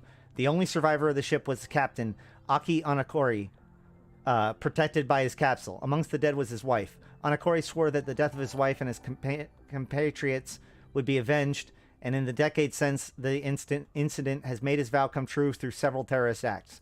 Anakori seldom goes by his real name and is best known to the public by the name Fiend, a play on the word of his name in Caldari. In the past few years, his twisted ideology has mutated from one of innocent anarchy to blood crusade against the authority in every form. Early on, his focus was first and foremost on the pharmaceuticals industry, but in recent years he has started targeting more diverse targets and seems especially fond of government institutions. Anakori is very persuasive and extremely driven in these traits, have helped him secure support from various sources sympathetic to his cause. With these funds, the Fiend has created a small, tight unit of experienced and dedicated terrorists. It goes without saying that the Fiend and his friends are high on the wanted list of almost every police and military organization there is. The Sorrow in particular, keen on getting their hands on him. After he blew up a Sorrow ship recently, this embarrassment is something Sorrow would like to rectify as soon as possible.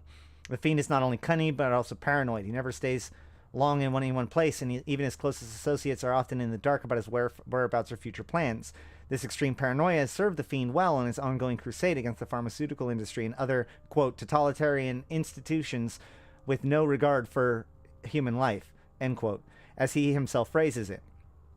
Even if he's a hunted man, the Fiend still finds time to plan and execute his terrorist acts that have made him famous. The Fiend is indiscriminating in the selection of targets, a clear sign that he holds few customs and creeds dear, something that criticizers have pointed out as a serious contradiction. On one hand, he claims to be fighting against those who hold human life in contempt, while on the other, he frequently kills innocent bystanders in his attacks.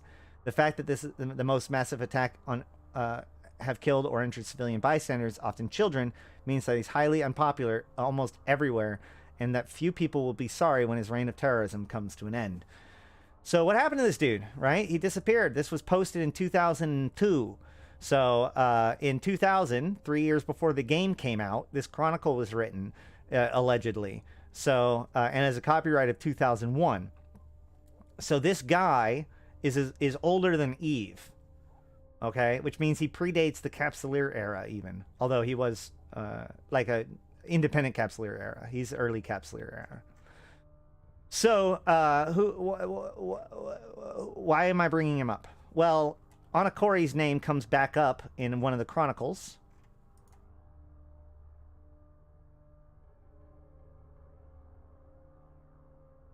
In Sine Wave Alpha and Sine Wave Omega. In both of these, we follow a double agent, basically, that works for the Thucker tribe. This guy named Sakuni, right? So, Sakuni, the shout from the Sister Latimer says she's through the Shimmer Field, blah, blah, blah, blah, blah. I continue what I was doing. Did she mention the fact that they're Thucker? No. No. That's talked about in Sine Wave Omega. Hold on. So in Sine Wave Omega...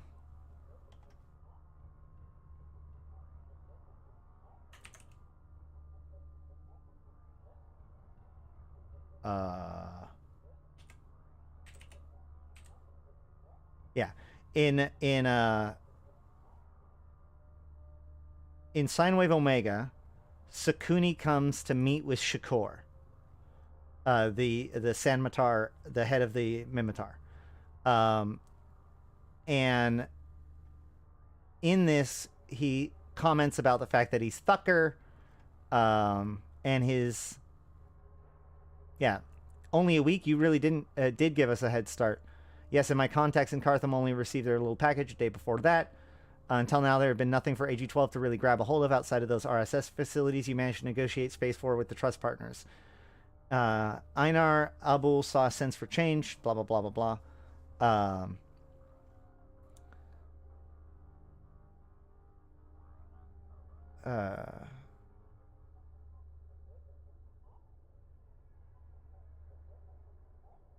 Where was it?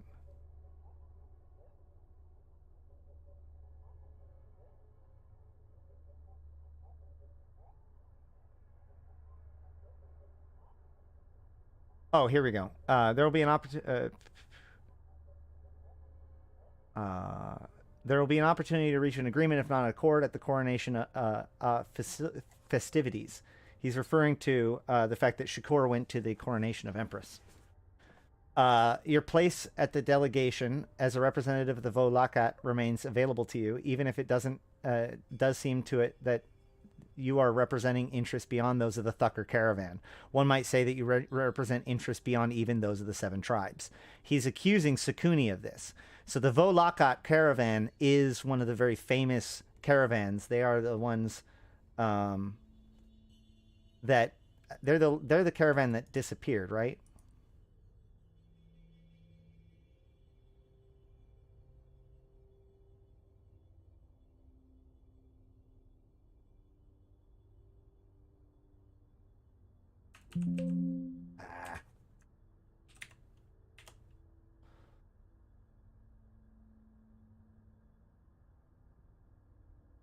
Oh, no. So the Vo-Laakat is the caravan where a lot of the people that were part of the Laakat Hro caravan ended up going to. So the Laakat Hro caravan was the caravan that was lost during the the Apocrypha event, and who pieces of it was found in Thera. So he is a well-connected Thucker related to research on Thera and on the Thucker tribe and the Lost Caravan. But either way, so he is a Thucker. He's accused of being disloyal to the 7 tribes. He just says, you mean the sisters? Well, I'm afraid that's true. The Vo-Laakat has a partnership with them, and they can't be seen to represent themselves. Too many people watch them too closely. So yes, I represent their interests and those of the compact that lies behind Project Ascension. It can't be any other way, as much as you like it, Samatar. So the thing is that, like, Shakur accuses him of having a conflict of interest, and he says, oh, yeah, I really do work for the sisters.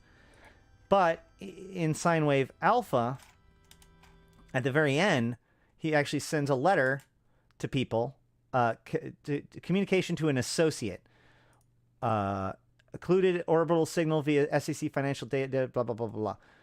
Anakori, proceed with action phase of Offspring Cephas at your discretion. Initiate orientation phase of Darkness Visible as soon as possible. Sakuni. So Sakuni, this Thucker guy, is reporting to Anakori, which is, as we remember, the Fiend. So the Fiend shows back up in the lore, for whatever reason, in the Sine Wave Alpha. And what happens in Sine Wave Omega? Well, in Sine Wave Alpha, Sakuni assassinates a member of that's working with AG-12 in order to cover up the Project Ascension long enough for it to get far enough along for alpha clones to be developed. He confirms that AG-12 is looking into it, and then proceeds to assassinate him because of it. So in Sine Wave Omega, he actually comes and assassinates Sister Latimus, who is the head of the Ascension project. So the guy he was working with before is the very same sister that he attempts to assassinate a year later. And it says specifically here that he comes with Anakori's men. I had a couple of Anakori's thugs with me. As far as they were concerned, this was all part of the planned strike against Concord. I certainly wasn't going to tell them more than I had told Anakori. He and his group has proven useful in the last few years. Even with our largest operation to date, hasn't yielded optimal results. So his group of Thucker are working with this Anakori's group, and they're working in tandem to deal with this attack on Concord. Now, at the end of this same chronicle, we find out that there was an attack on Concord that I think actually happened at FanFest one year. But they basically found a giant thing in orbit that was designed to drop on top of the planet and would have completely destroyed Concord City if it had actually been allowed to drop. So, and then of course Sakuni then says the very legendary words now. As for you, my old friend, I wonder, did you really believe the War of a Million Lies was over? So he's participating in a thing called the War of a Million Lies. He knows more. He was part of a planned attack on Concord. He's a Thucker, and he works with Anakori's men, this other group.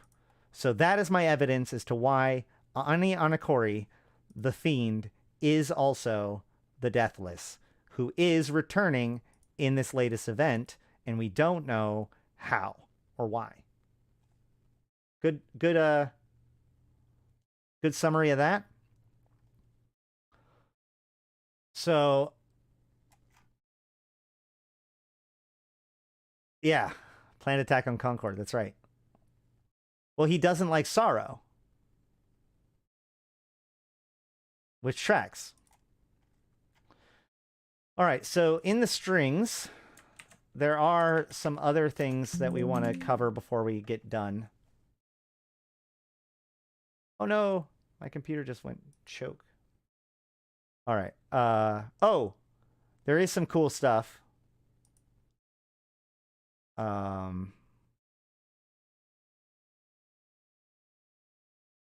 Like there's construction sites that look pretty basic at this point.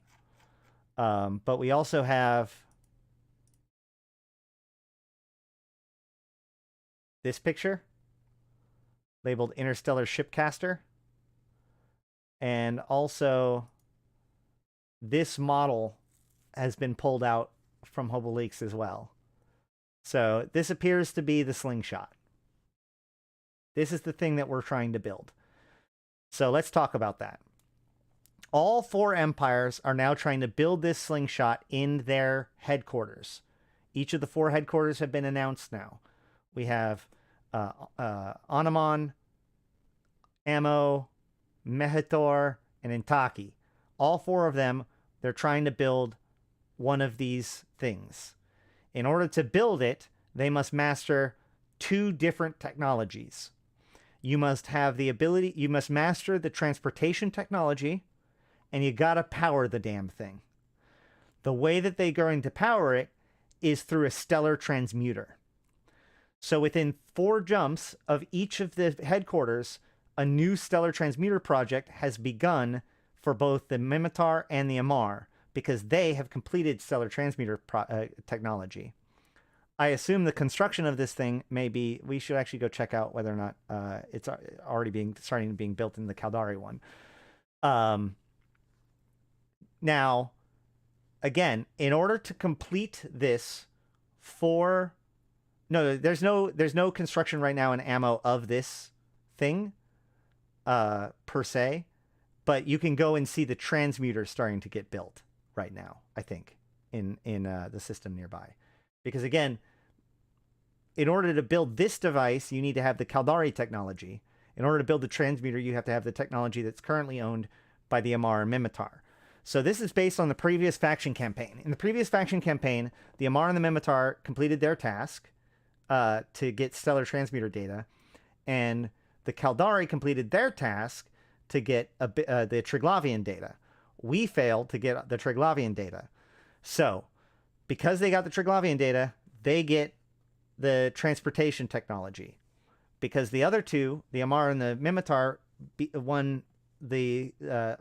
completed the task, and then they get transmuter technology. However, nobody has both. Okay? So, basically, each empire is going to put a call to arms for their members to bring in the data and to complete this stuff, so that way they can build these tech. So, for example, at least at first, everyone, all 3 empires besides the Caldari, need to attack Caldari sites specifically to steal that transportation technology from them to return to their own home empire. Which at the very beginning of this, you have to specify which empire you're going to belong to. You don't have to be in faction warfare. You just have to decide which faction you're going to be part of for this campaign, and it doesn't affect future campaigns. It specifically specifies that in the strings. So everyone's going to have to go to Caldari space or whatever, go to Caldari sites, wherever they happen to be, and acquire this data to bring it in. Now, if one of the other groups acquires that data from the Caldari enough to complete their task, not only does, in theory, their shipcaster get built, but now they become a holder of the information. So let's say the Amar, having worked with the Caldari, easily send their people over to hijack a whole bunch of Caldari data. And the Caldari militia just let them because they're not in opposition with each other. They make a deal. The Caldari and the Amar like do wind trading, basically, right? For each other's technology. Well, when the Amar complete their task, now you can attack the Caldari or the Amar to get the transporter technology.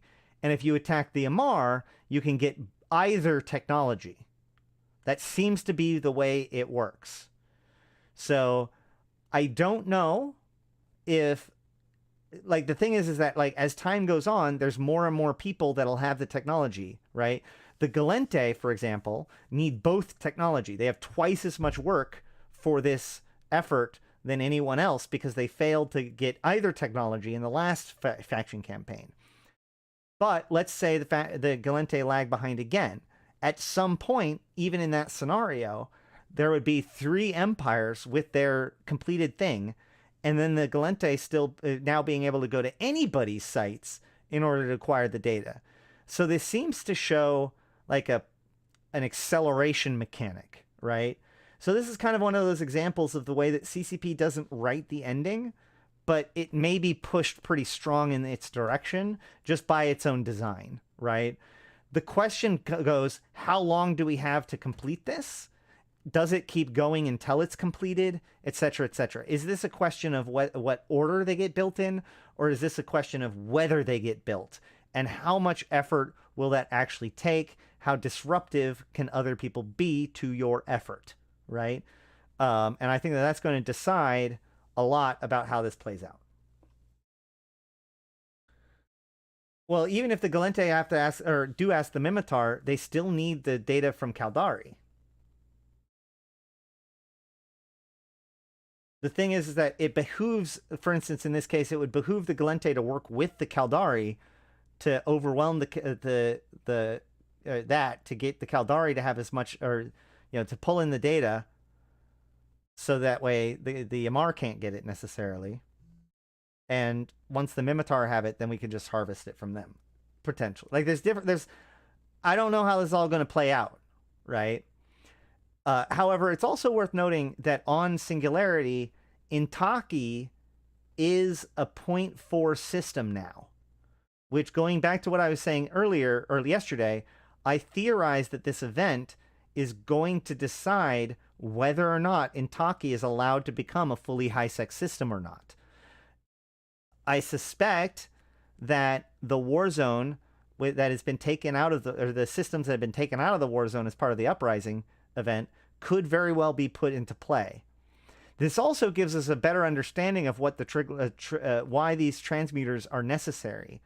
They need the power source, so these function closer to like a Dyson swarm kind of thing, like with the Talican, than we've been focusing on its transmutational properties, its ability to affect space-time. But it also seems like warping the power base is important, or maybe these two things are in tandem with each other. The thing is, okay, in the strings,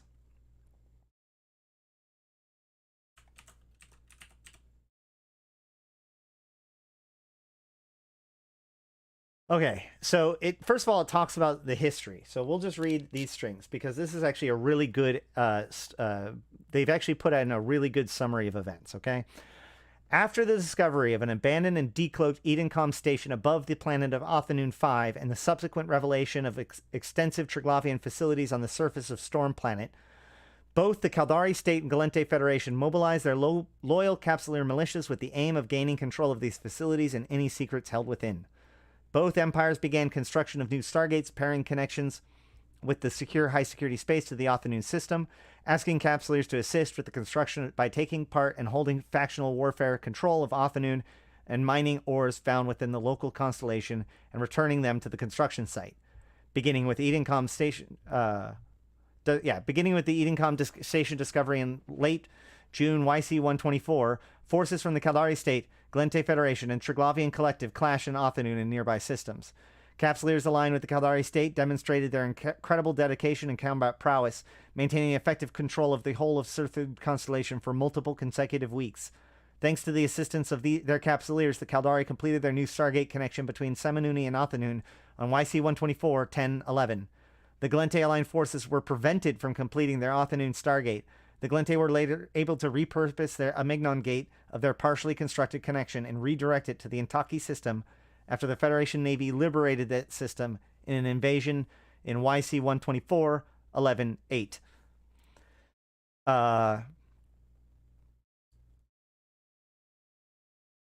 Using the reverse engineered technology obtained from the Das Porvitium transmuter captured by the Arshat system during the Triglavian invasion of YC-122, the Amar Empire began constructing a prototype stellar transmuter facility in the factional warfare zone systems of Turner, Egmar, and Vard.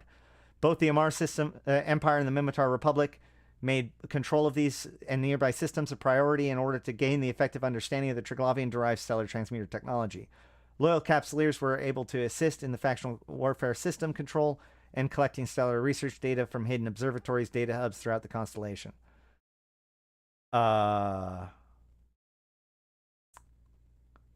Beginning with the initial activation of the first prototype stellar transmuter in Turner in September YC-124, forces of the Empire and Republic struggled for the control of the transmuter systems in the nearby data sites.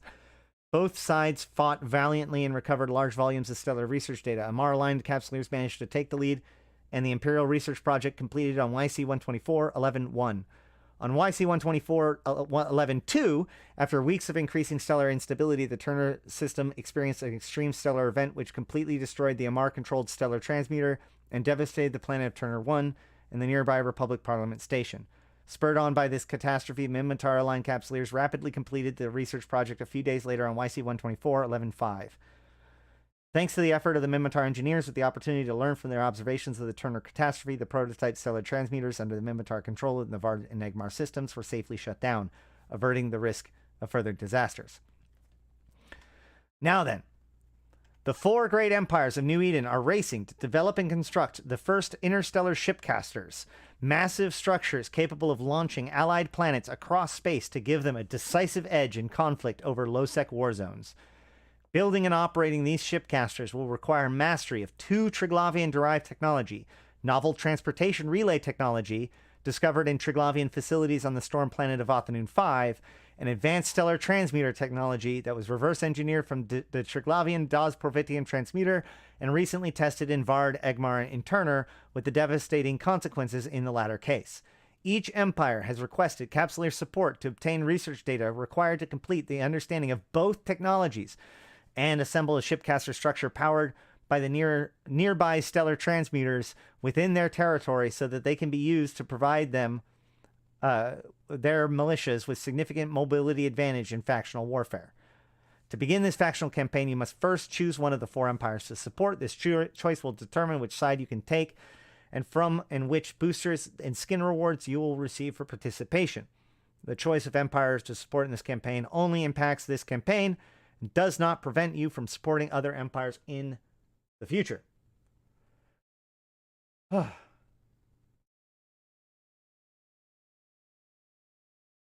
Yes, the Caldari are the biggest target, at least at first. In order to construct the operational stellar shipcaster, each empire must first gain mastery of both technologies, and then they can begin construction on the stellar transmuter and shipcaster facilities themselves. Each empire is calling on loyal Capsuleers to steal and reconstruct classified data cores taken from facilities belonging to the empires that currently possess the technology that they require.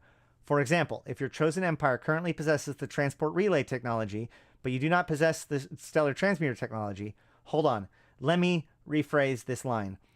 For example, if you're the Caldari, you can assist them by attacking the other empires that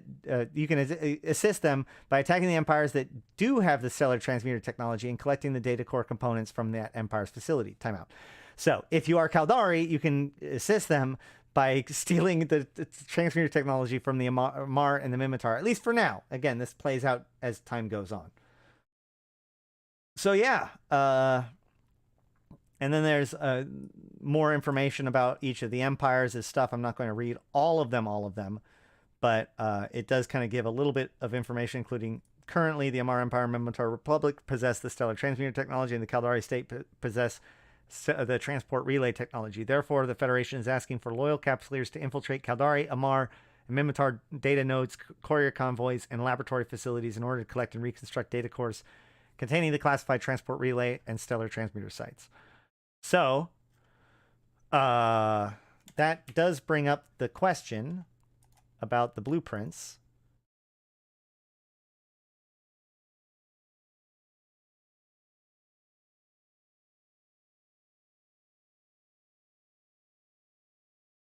Which might not be real blueprints yet. Hold on.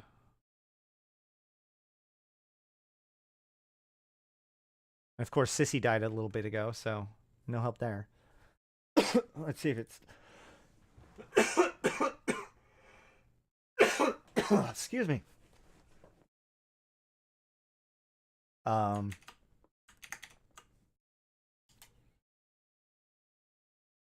Sissy's back? Okay, fine.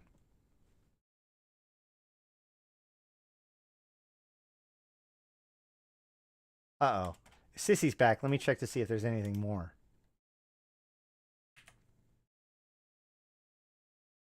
Yep. 25 new items. Minotaur harbor. So the different harbors and 26 new strings. The harbors. And the Interstellar Shipcaster neutral base. Man, I'm telling you, I want to work with the Deathless. I want to help the Deathless get a Shipcaster. Let me tell you. Nothing there.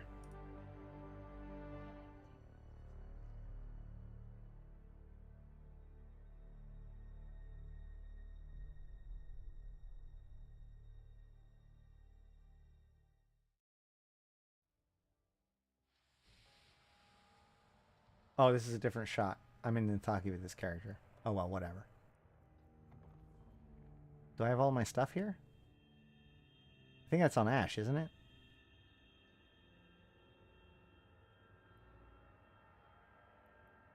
Yeah.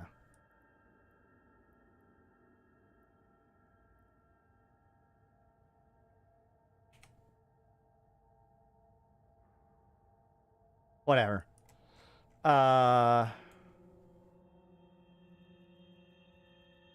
Let us open up the notepad and then copy over from HoboLeaks.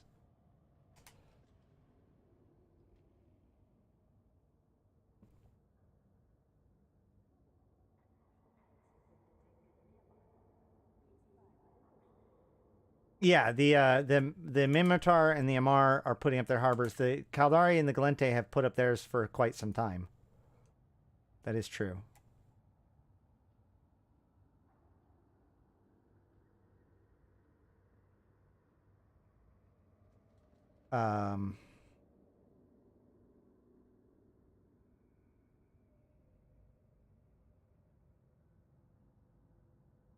Sorry, I'm spacing what I'm trying to look up. There it is.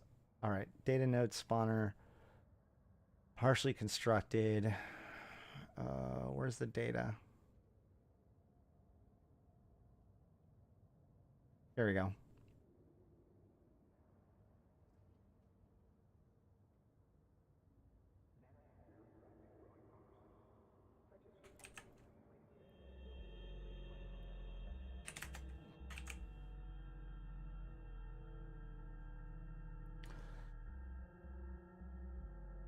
Is it going to pull up anything?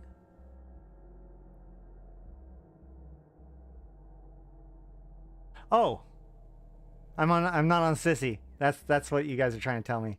That makes a lot of sense. It all becomes a lot more clear. Hold on a second. I'm done being dumb. Maybe.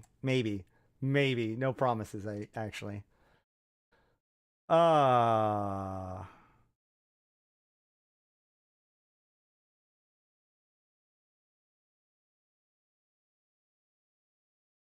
I just want to stick it to the Concord Bully Boys. That's all I want for Christmas.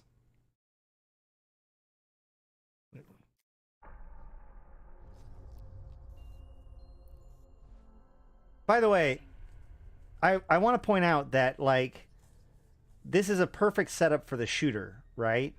Because you've got... What the hell? What am I doing? No, wrong account again.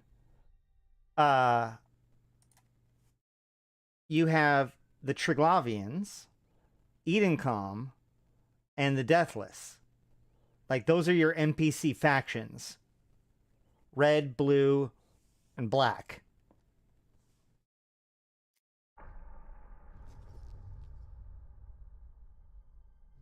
Connecting.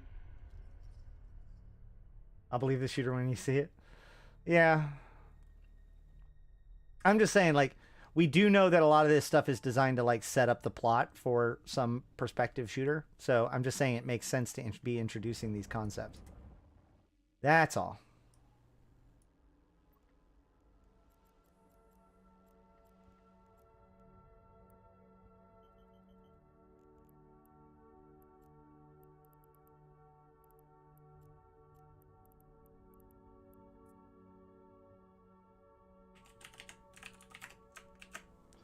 So we have the data core.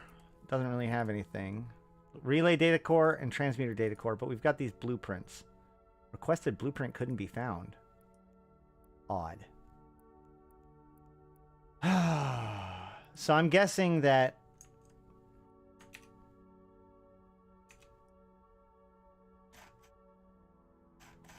Is there any attributes on it at all?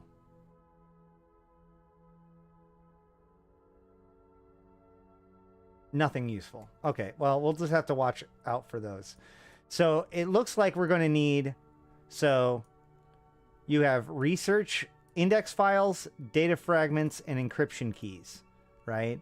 So I'm going to assume that the index file comes from one site, right? So like the index file could come from the salvage site, the data fragment come from the data sites, and the encryption key comes from the combat site. And you have to bring all three of those pieces together in order to build the data cores to turn them in.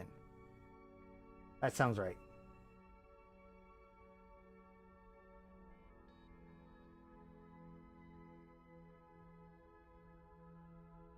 And then, of course, you get your reward crate.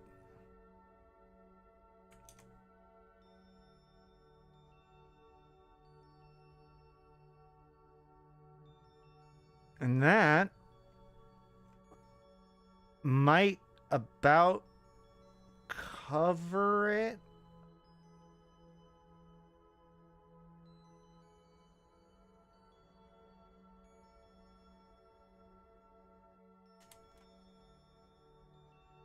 Oh, boosters. Boosters. Let's talk about the drugs that we get.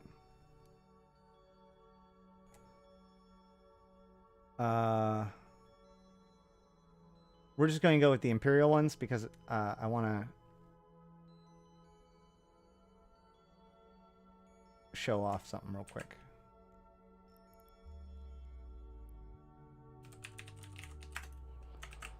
So there is a damage booster, a projection booster, an application booster, a defense booster, an electronics booster, and a mobility booster for each race. The damage booster affects the primary and secondary weapon system of the Empire, which, in case you didn't know, the Amar Empire's secondary weapon system is in fact drones, not missiles. Missiles are Khanat's thing. That's a tertiary thing. So the Amar booster does energy turrets and drones. The Caldari would do hybrids and missiles. The Gallente would do hybrids and drones. And the Mimitar would do projectiles and missiles. So there's that. Projection booster does optimal range and fall off for any turrets, and drone optimal range, fall off, and hit points for drone ships. Let me look up. Ooh. My stomach is getting angry.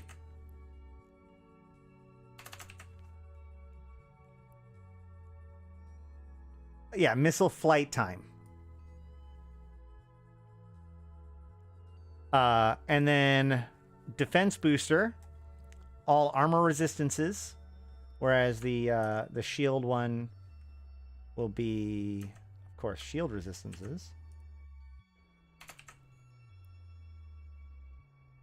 Subcapital. Wait. Oh, wait, no. These are different. Oh, that's right. These are all different. So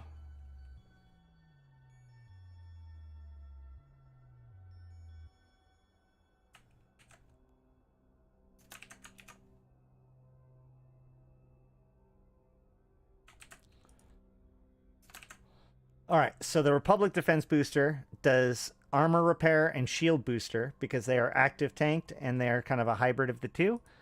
The State does shield resistances because the Amar and the Caldari are more resistance oriented. The Gallente and the Mimitar are more rep oriented. So of course the Federation Navy booster is subcapital armor effectiveness and plus 8% to all structure resistances, which is pretty sweet. That plus 8% to all structure resistances could be pretty cool. So yeah, those boosters plus those skins are going to be the rewards. There's probably going to be other skins in those crates too. Yeah.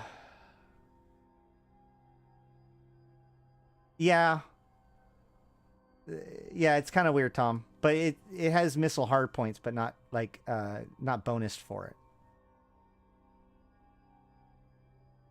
I was making a joke last night that like based on this logic, the Munin should have been a drone ship.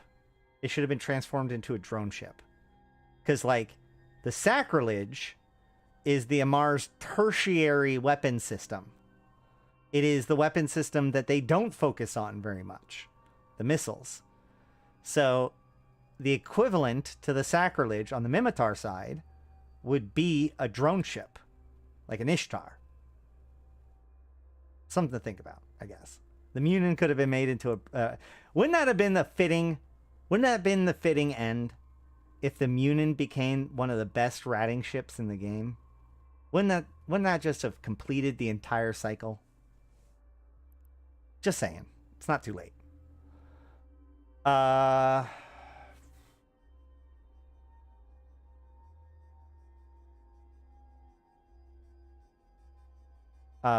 Yeah, Mimitar doesn't have any subfactions that focus on drones, so shh.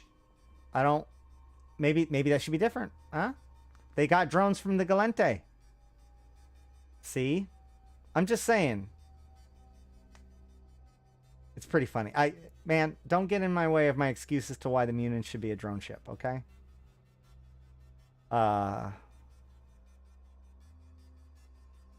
Oh yeah, and then there's the electronic warfare booster, which does scan strength, or probe scan strength, salvager module cycle time, weapon disrupt, and then the E-Wars effective range and fall off for that Empire. So weapon disruption for the Amar, damps for Gallente, jams for the Caldari, and I'm assuming webs for the Mimitar.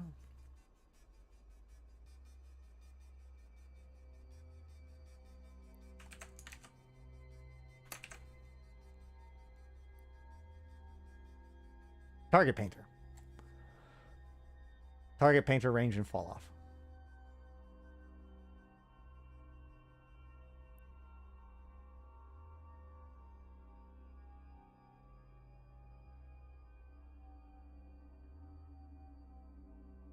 Khanate should get their own faction ships. Would love a series. You know what? You know what the problem is? The Thucker. The Thucker are the Mimitar's Khanate. I am going to put on a commercial and go to the bathroom real quick, and then we can talk for a little bit longer and wrap things up.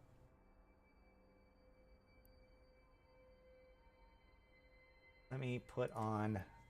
We're going to go with the latest scope news.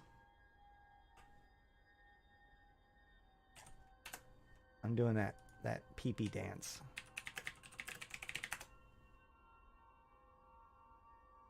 Is there really no There's been no scope video since... Oh, never mind. Continued development in the war zone. Yeah, that'll work.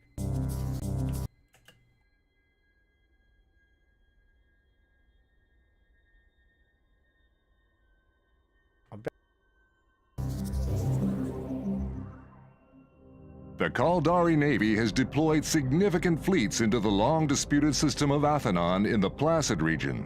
The few Gallente Federation scouting elements in the system are being overwhelmed by vastly superior Caldari forces. This move by the Caldari Navy to further secure strategic objectives in Athenon is seen as a direct response to the Federation's dramatic and massive 8th of November invasion of Intaki and neighboring systems in the disputed region. President Selis Agard has claimed the massive invasion was necessary for the security and liberation of the home system of the Intaki, a founding nation of the Gallente Federation. Chairman Akimaka Saraki of the Caldari Chief Executive Panel branded the Gallente invasion outrageous, and the CEP swiftly authorized the response of deploying a major Caldari fleet into occupied Athenon. The Athenon system has seen much conflict in the months since the discovery of a secret Edencom station orbiting over a Triglavian research facility on the surface of the 5th planet. Under orders from Executive General Heika Torrigo, Capsuleer militia fighters acting on behalf of the Caldari state have managed to maintain their control of Athenon and the wider Sirthold constellation for months. During this time, the Caldari have constructed a new stargate into the system and completed initial recovery and research of Triglavian technology. The increased Caldari Navy presence in the system has foreclosed Gallente efforts to construct their own stargate and further curtailed the operational freedom of Federation forces. The race to acquire Triglavian technology located in relay sites scattered across Athenon and surrounding systems has been brought to an end by Caldari Navy firepower. This Caldari state counterpunch leaves their scientists and technical experts with a major, perhaps decisive advantage in researching this Triglavian technology. Although the Caldari state has swiftly demonstrated its willingness to act in response to the Federation's invasion of Intaki, few believe this will be the sole extent of Caldari action. The Caldari Navy continues to be on high alert, with a large number of ships shifting back to staging positions after initially following a counter-invasion plan aimed at protecting the core of state territory. Many continue to ask if the Caldari intend to further confront the Gallente in the Placid region, and perhaps even Intaki itself, or if the dispute can possibly be resolved without escalation to full-scale interstellar war. In Turner, the effects of the extreme stellar event that disrupted its star are still being felt throughout the system. The planet of Turner 1 and its orbiting station took very significant damage, with the planet being blasted to a scorched remnant and all life extinguished. In the event's aftermath, high levels of unstable wormhole activity have emerged across the star system. Scientists believe this activity is likely to continue as a permanent consequence of the catastrophic failure of the Amar Empire's prototype stellar transmuter experiment. In light of the devastation seen in Turner, the Minmatar Republic's Tribal Council have authorized shutdown procedures to begin at the 2 remaining stellar transmuters controlled by Minmatar forces in the systems of Egmar and Vard. The prototype transmuters were originally deployed by the Imperial Navy in Amar-occupied Minmatar systems. Evidently, this was done with the purpose of testing reverse-engineered Triglavian technology. The Amar Empire has claimed to have gained enough knowledge from its experiments to move to the next stage of technological development. In a rolling offensive over the last 2 months, Capsuleers loyal to the Minmatar Republic managed to recapture Vard and Egmar, enabling the Republic fleet to seize the transmuters. With further militia assistance, the Minmatar have rapidly caught up to the Amar and acquired sufficient research data to complete their own initial stage of development. Together with additional observations made of the Turner catastrophe and the crucial data gained by Minmatar Capsuleer efforts, the Republic believes its control of the transmuters is such that it can safely power down their operations. Having completed their research, the Minmatar clearly intend to reap its benefits while preventing further stellar catastrophes. This is Alton Hovery, reporting for The Scope. All right. That one's good, but it also reminds me that we pretty much have to play the Uprising trailer again. I might have to just play that every stream.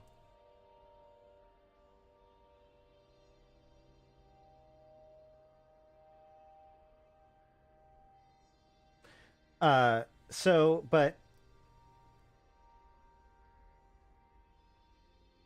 what was it?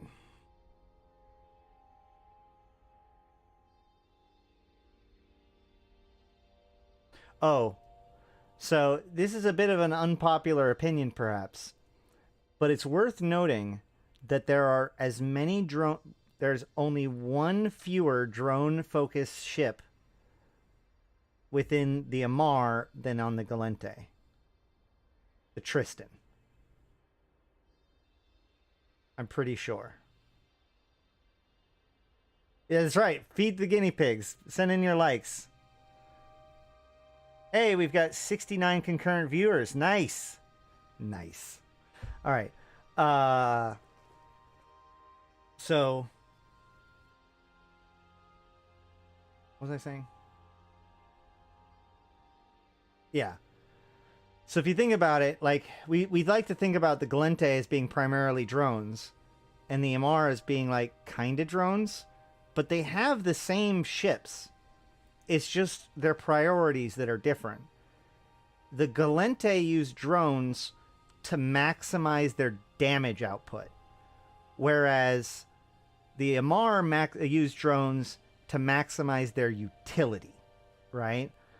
In a lot of cases, Gallente ships will use their drones with the fact that they use the most powerful damage blaster or weapon system in the game, the blaster, to be able to basically do obscene amounts of damage for their size category. And this is one of the things that Gallente are really well known for. They've got the most damaging drones and the most damaging weapon system, the shotguns of Eve. Whereas the Amarr, all of their drone boats have newt bonuses and other such things that make it so that, like, it's their E-war ship that becomes their drone ship, as opposed to their combat ship. With the Arbitrator versus the Vexor, the Prophecy versus the Myrmidon, the Armageddon versus the Dominix. Like, in both cases, they both have the same number of drone-dominant ships. It's what they do with those drones and what that frees up for the ship that defines the difference between Amarr-focused drone boats and Gallente-focused drone boats. Yes, Amarr often have larger drone bays, while the Gallente have larger drone bandwidth. Once again, power versus utility. Which makes sense because Gallente are on the skirmish side, where Amarr are on the information side. So it makes sense that they're more about the control.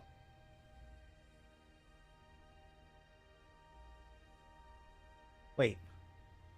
Nope. Yes. Yeah, that's right.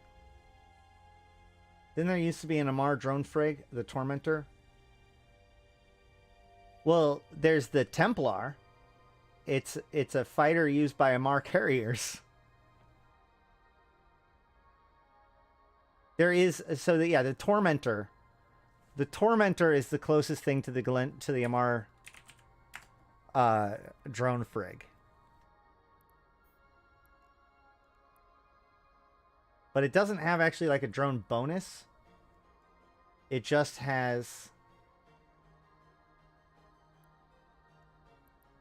a decent bandwidth. It's got the big bandwidth, but it's still less than. Oh no, it's got a big drone. It's got the drone capacity, 10 megabit. Okay, so so the Crucifier. You argued it's the Crucifier? I've seen people point out the Tormentor as being the one, but I think you're right. Yeah, there it is. Because the Crucifier gets 3 drones and has a larger drone bay, and fits in line with the fact that it's the E-war ships that get the drones. That's cool to know.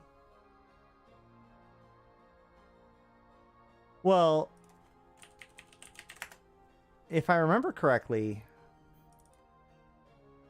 the Tristan doesn't have drone damage bonus either.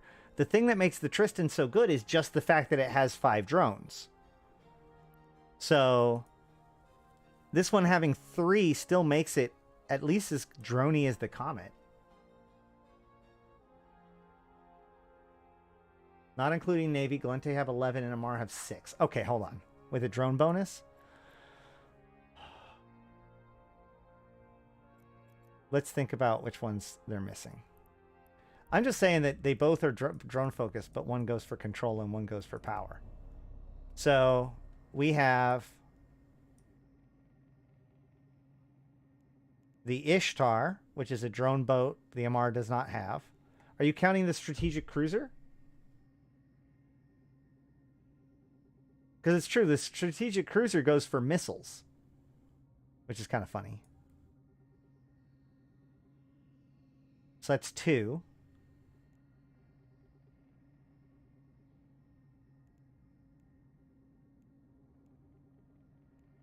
Is it the... Yep. I guess we could count the Ishkar. Wait, BCs. You said not Navy, right? Oh, you're talking about the EOS. Okay. Yeah, I suppose if you count Tech 2, they definitely go deeper into drone bonuses. That's true. It's a good point. So I'm talking about T1 ship line.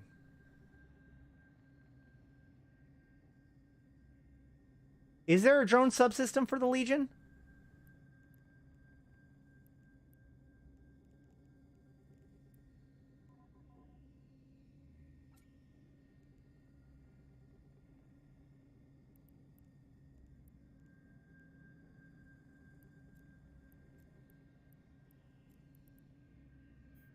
Nope. Wait, what? Hold on. Assault optimization. Oh, drone damage and hit points. Look at that. Look at that. The thing that does missiles also does drones.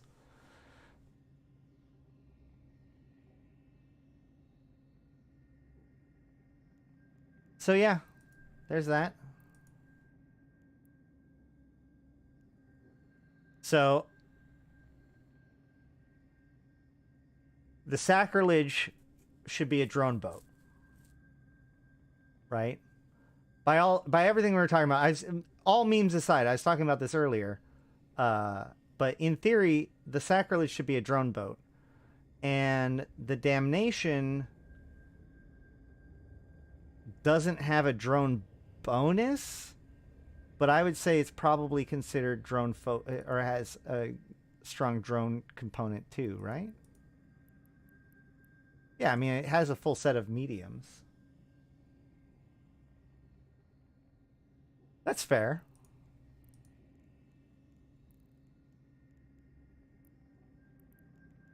But it doesn't have any kind of bonus, though.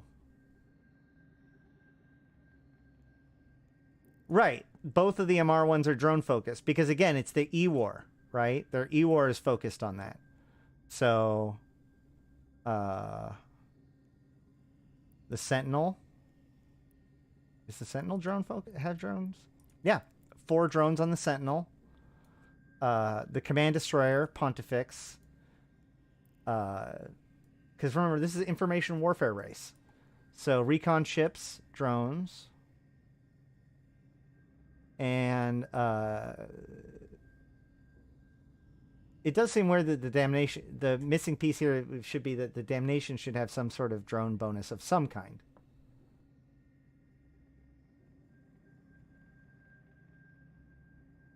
It's nice to have some asymmetry in the ship lines. You're absolutely correct. When I say should, I'm not saying that CCP needs to change it. What I'm saying is that by the patterns, that's what should happen. And it is those deviations that in which the personality and the character of the different races show up, right? Like the fact that the Sacrilege should be a drone boat, but is a missile boat, tells you something about the Khanid, right?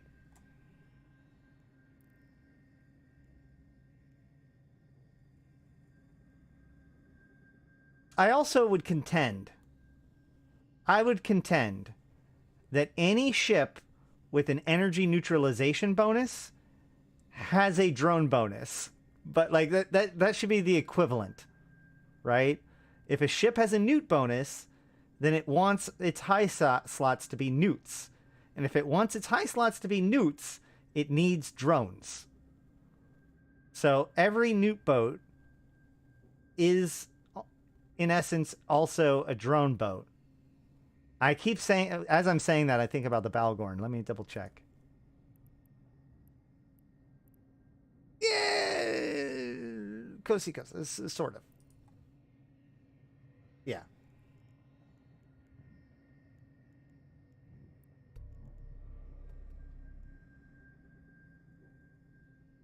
Right. That makes sense. Oh, yeah, okay. I see. So the Blood Raiders get over this by using less of their slots on turrets by having huge turret bonuses. So then it frees up utility highs.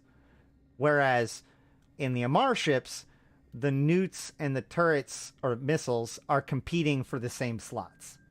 That's why. No matter how much you pull apart this game, you can look at it and be like, huh, all right, cool. That makes sense. Put it away, you know? Or not everything, but like how much of it. With how much we give crap about how everything in Eve is just so complicated. Blah, which, oh, this is what I wanted to talk about the other day. I had a comment, and I was going to read the comment.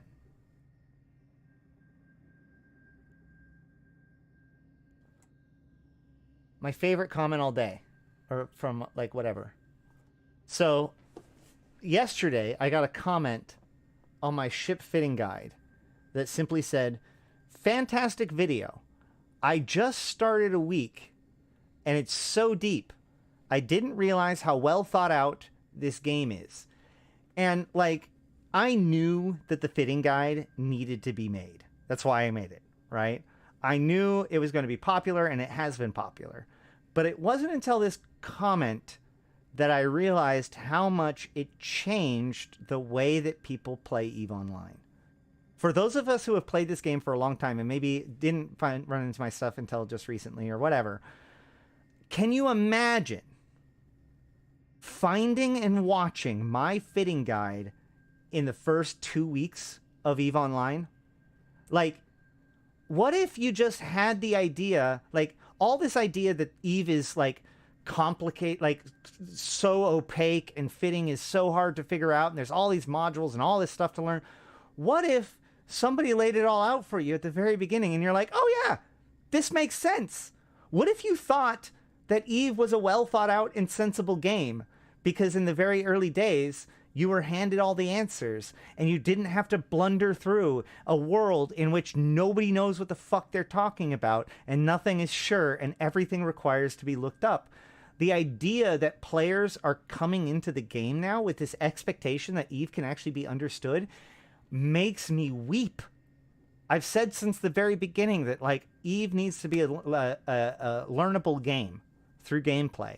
And so I am extremely excited at what new bros that have these tools in their hands will do. So that said, if you want to support and like what I do, make sure to like my videos and share them with the new bros, especially that fitting mastering guide. And we will help raise the literacy of EVE Online. Thank you, guys. Well, the thing is that, like, the thing about my videos is that you couldn't expect to put all of that into the tutorial, right? Like, it's a 6-hour video, and it's not because I dawdle. It's because there's that much shit to talk about. But if no one's ever laid it all out for you, you know, you if you've seen all the stats, but nobody has actually explained that, oh yeah, projectiles and lasers are basically the opposite of each other. One has a long optimal and short fall off. The other has a short fall off, but long optimal. One takes a lot of power. The other takes no power, right? Like, until somebody, we all know which missiles are which, but how many people know that crystals are aligned based on RGB or the color spectrum? You know, like all these different things. What if, like, how many people go forward without even knowing what meta modules, what the names of meta modules mean, right? What is a compact? What is a scoped? What is a, And so, like, there are things that people know just by letting this video wash over them that they are going to take for granted that players literally freaking never learn. I do agree that meta modules should definitely like have some sort of guide at some point to be like, and these are the meta module names and what they mean, instead of having to refer to some dev blog from 2013. Yes, Eve. So people like to talk about the complexity of Eve. I've talked about this a few times. It's depth versus complexity, right? Depth is the amount of design space, the amount of the possibility space within the game itself. The deeper the game, the more things that a player could choose to do. A complexity is how many things that a player must have in their head at any given time in order to make a good decision, right? So having a lot of different factors can make things complex. But hiding information can also make things complex. Making somebody remember something from one place to another can make things complex. And so when we say that Eve is a complex game, and I've challenged this for years, my question is, how much of that complexity is not necessary? How much of that complexity is making the game worse? You want to get maximum depth for minimum complexity. Complexity shouldn't be celebrated for complexity's sake. I don't want people... Like, there's a lot of old school people that want people to make mistakes because that's who you capitalize on. That's who you win against. That's how you make your money or whatever. But I want people to be knowledgeable about the game. You know, I want people to be able to make informed decisions. That way, when I beat them, I actually beat them and didn't just trick them.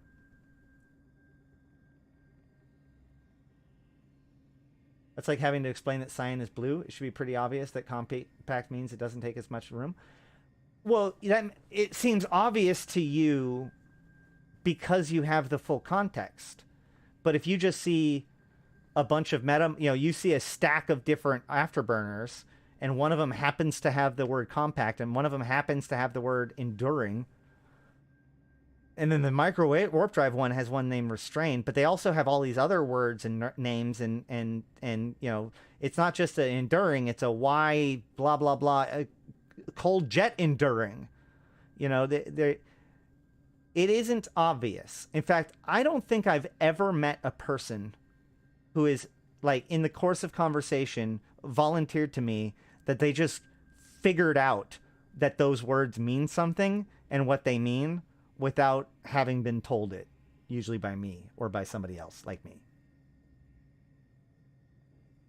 So, and there's a lot of things, but the problem is that also what slice that people are going to see, right? They're not going to see every single compact module and how it compares to the base module.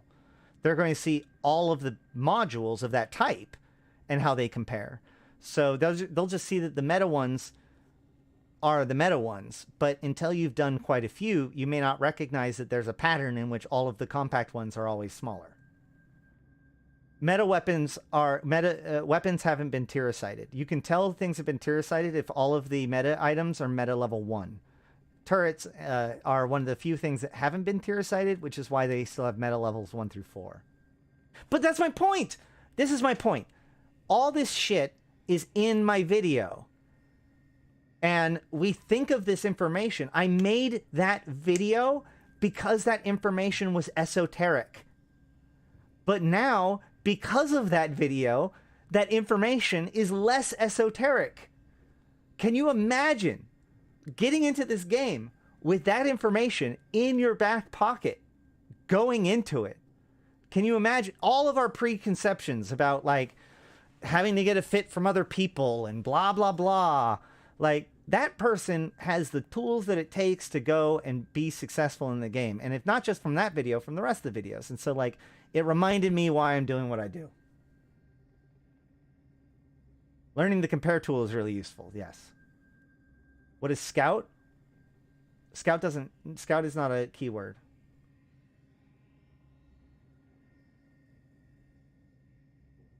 There is universal naming, but it's only in things that have been tier-cited. Remember how I said the dev blog from 2013 or whatever?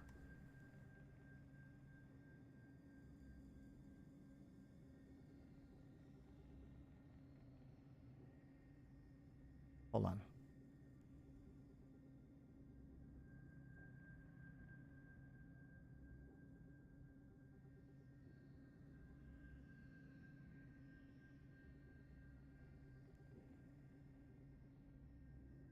Is this it?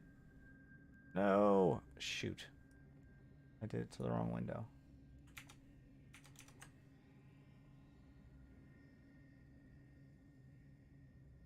See, here we go.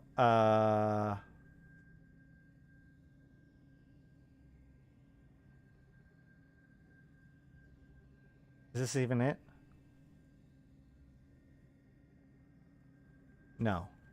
This is round 2. Yeah.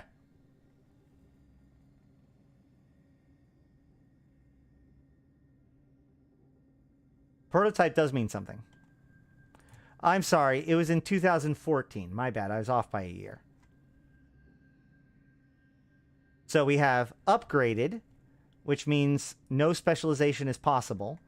Compact, which means reduced fitting. Enduring, which means lower cap use. Ample, which means more capacity, more things can be loaded into it. Scoped means longer range. And restrained means reduced drawbacks. Prototype, yeah, prototype is not a keyword, my bad.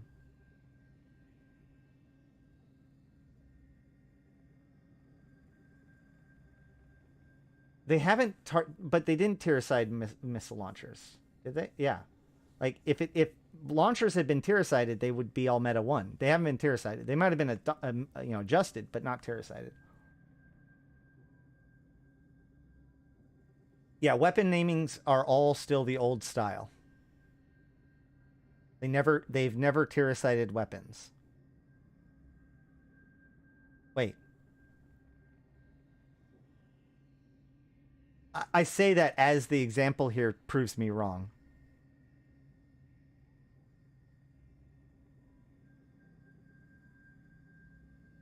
Yeah, they did. Okay, whatever. Hold on.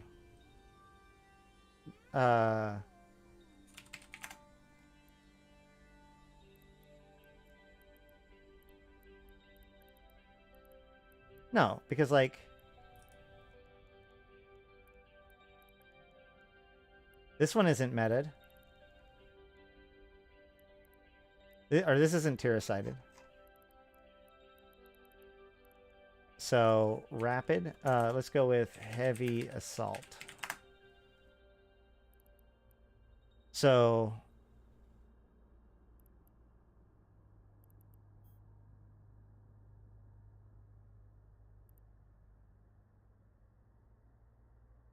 huh.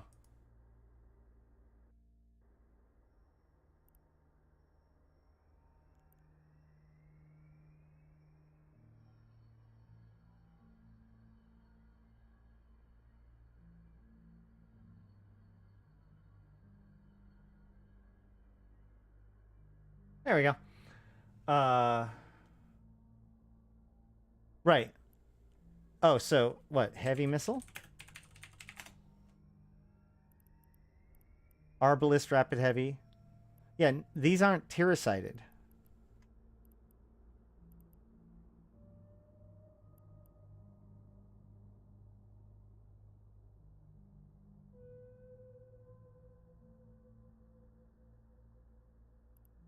Light missiles?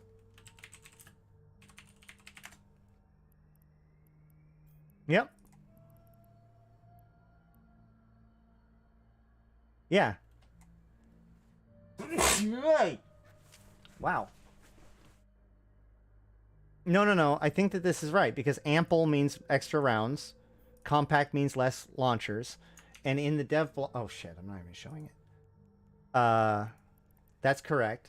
And in the blog, they even specify...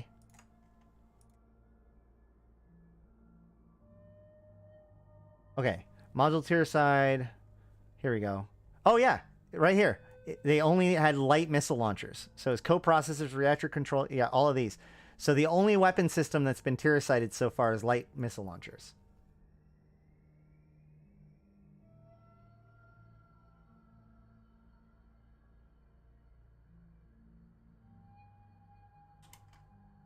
Yep.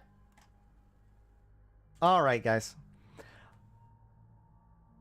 On that note,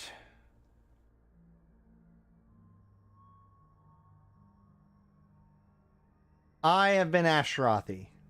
I've been playing this game since 2010, talking about it since 2012, and I'm here to put even to context for you, my fellow Empyreans. Thank you guys for coming and watching the stream. We had a lot to cover. I know we didn't have a lot of solid answers, but we had definitely had a lot of things to look at and peel apart and dig into and chew on, and I enjoyed doing that with you guys. Don't think I will be trying to put out more videos over the course of the weekend, so keep an eye on that, including like the Cerberus guide, or the Abyss Cerberus video, edited versions of the videos I've been making over the last couple of weeks. So that's going to be coming out over the weekend. Please consider picking up some merch or becoming a member or a patron. The support is very, very important and useful to my future well-being and ability to do this, especially my top supporters as Abyssus, Aikawarazu Chan, Arydanika the Queen, BlackRoseNoble, Dajat Lemmont, Drake, GuldanAgeStories, J. Kuhn, LM1, Malak Starfire, MidnightSpaceMonkey, Not Just Fun, Seeds of Plenty, Serenolin with No Eyes, Syliana Vel'ash, Nephilim, Grendel, Zaul Nex, as well as Ebo1337 and Rid, my immortal tier patrons. And there was the new sub today. That was really cool of you. But also just everybody who's been part of this. The last few videos have been doing incredibly well. The lore video that I put up yesterday, I think it was, has done very well considering. So, you know, keep up the good work with your likes, comments, and subscribes. The guinea pigs, thank you. Without further ado, no secret hand signal. I'm actually going to be wrapping things up now. There's other things I want to talk about. Oh, yeah. Now is the time. Aderon Robotics needs your help, not just in the war zone, but also with a war deck that we're dealing with. No, if you are participating in COE, we need everybody to help with the fight as we can, especially through this weekend. And hopefully I'll be able to tell you guys more about that later. I also have other very special things that I'm working on, cooking up for you guys, that are too early to talk about, but hopefully soon.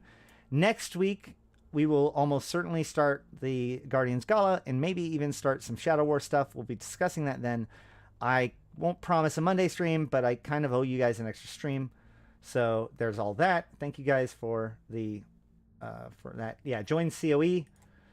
Join the patron. Check out my game Playton. All that jazz. I feel like there was something else I was supposed to go over or talk about or wanted to talk about. Anyone? Any of you fancy folks? Have I forgotten anything? Yeah, the Gallente needs some help for the event for sure.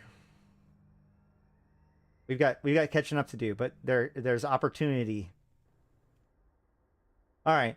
Well, without further ado, I have been Ashrothi, the voice of New Eden, and until next time, I'll see you in space.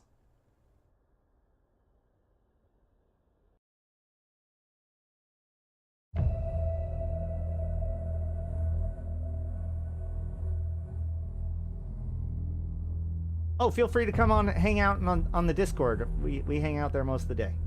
You're welcome to come in as long as you're not, you know, an asshole.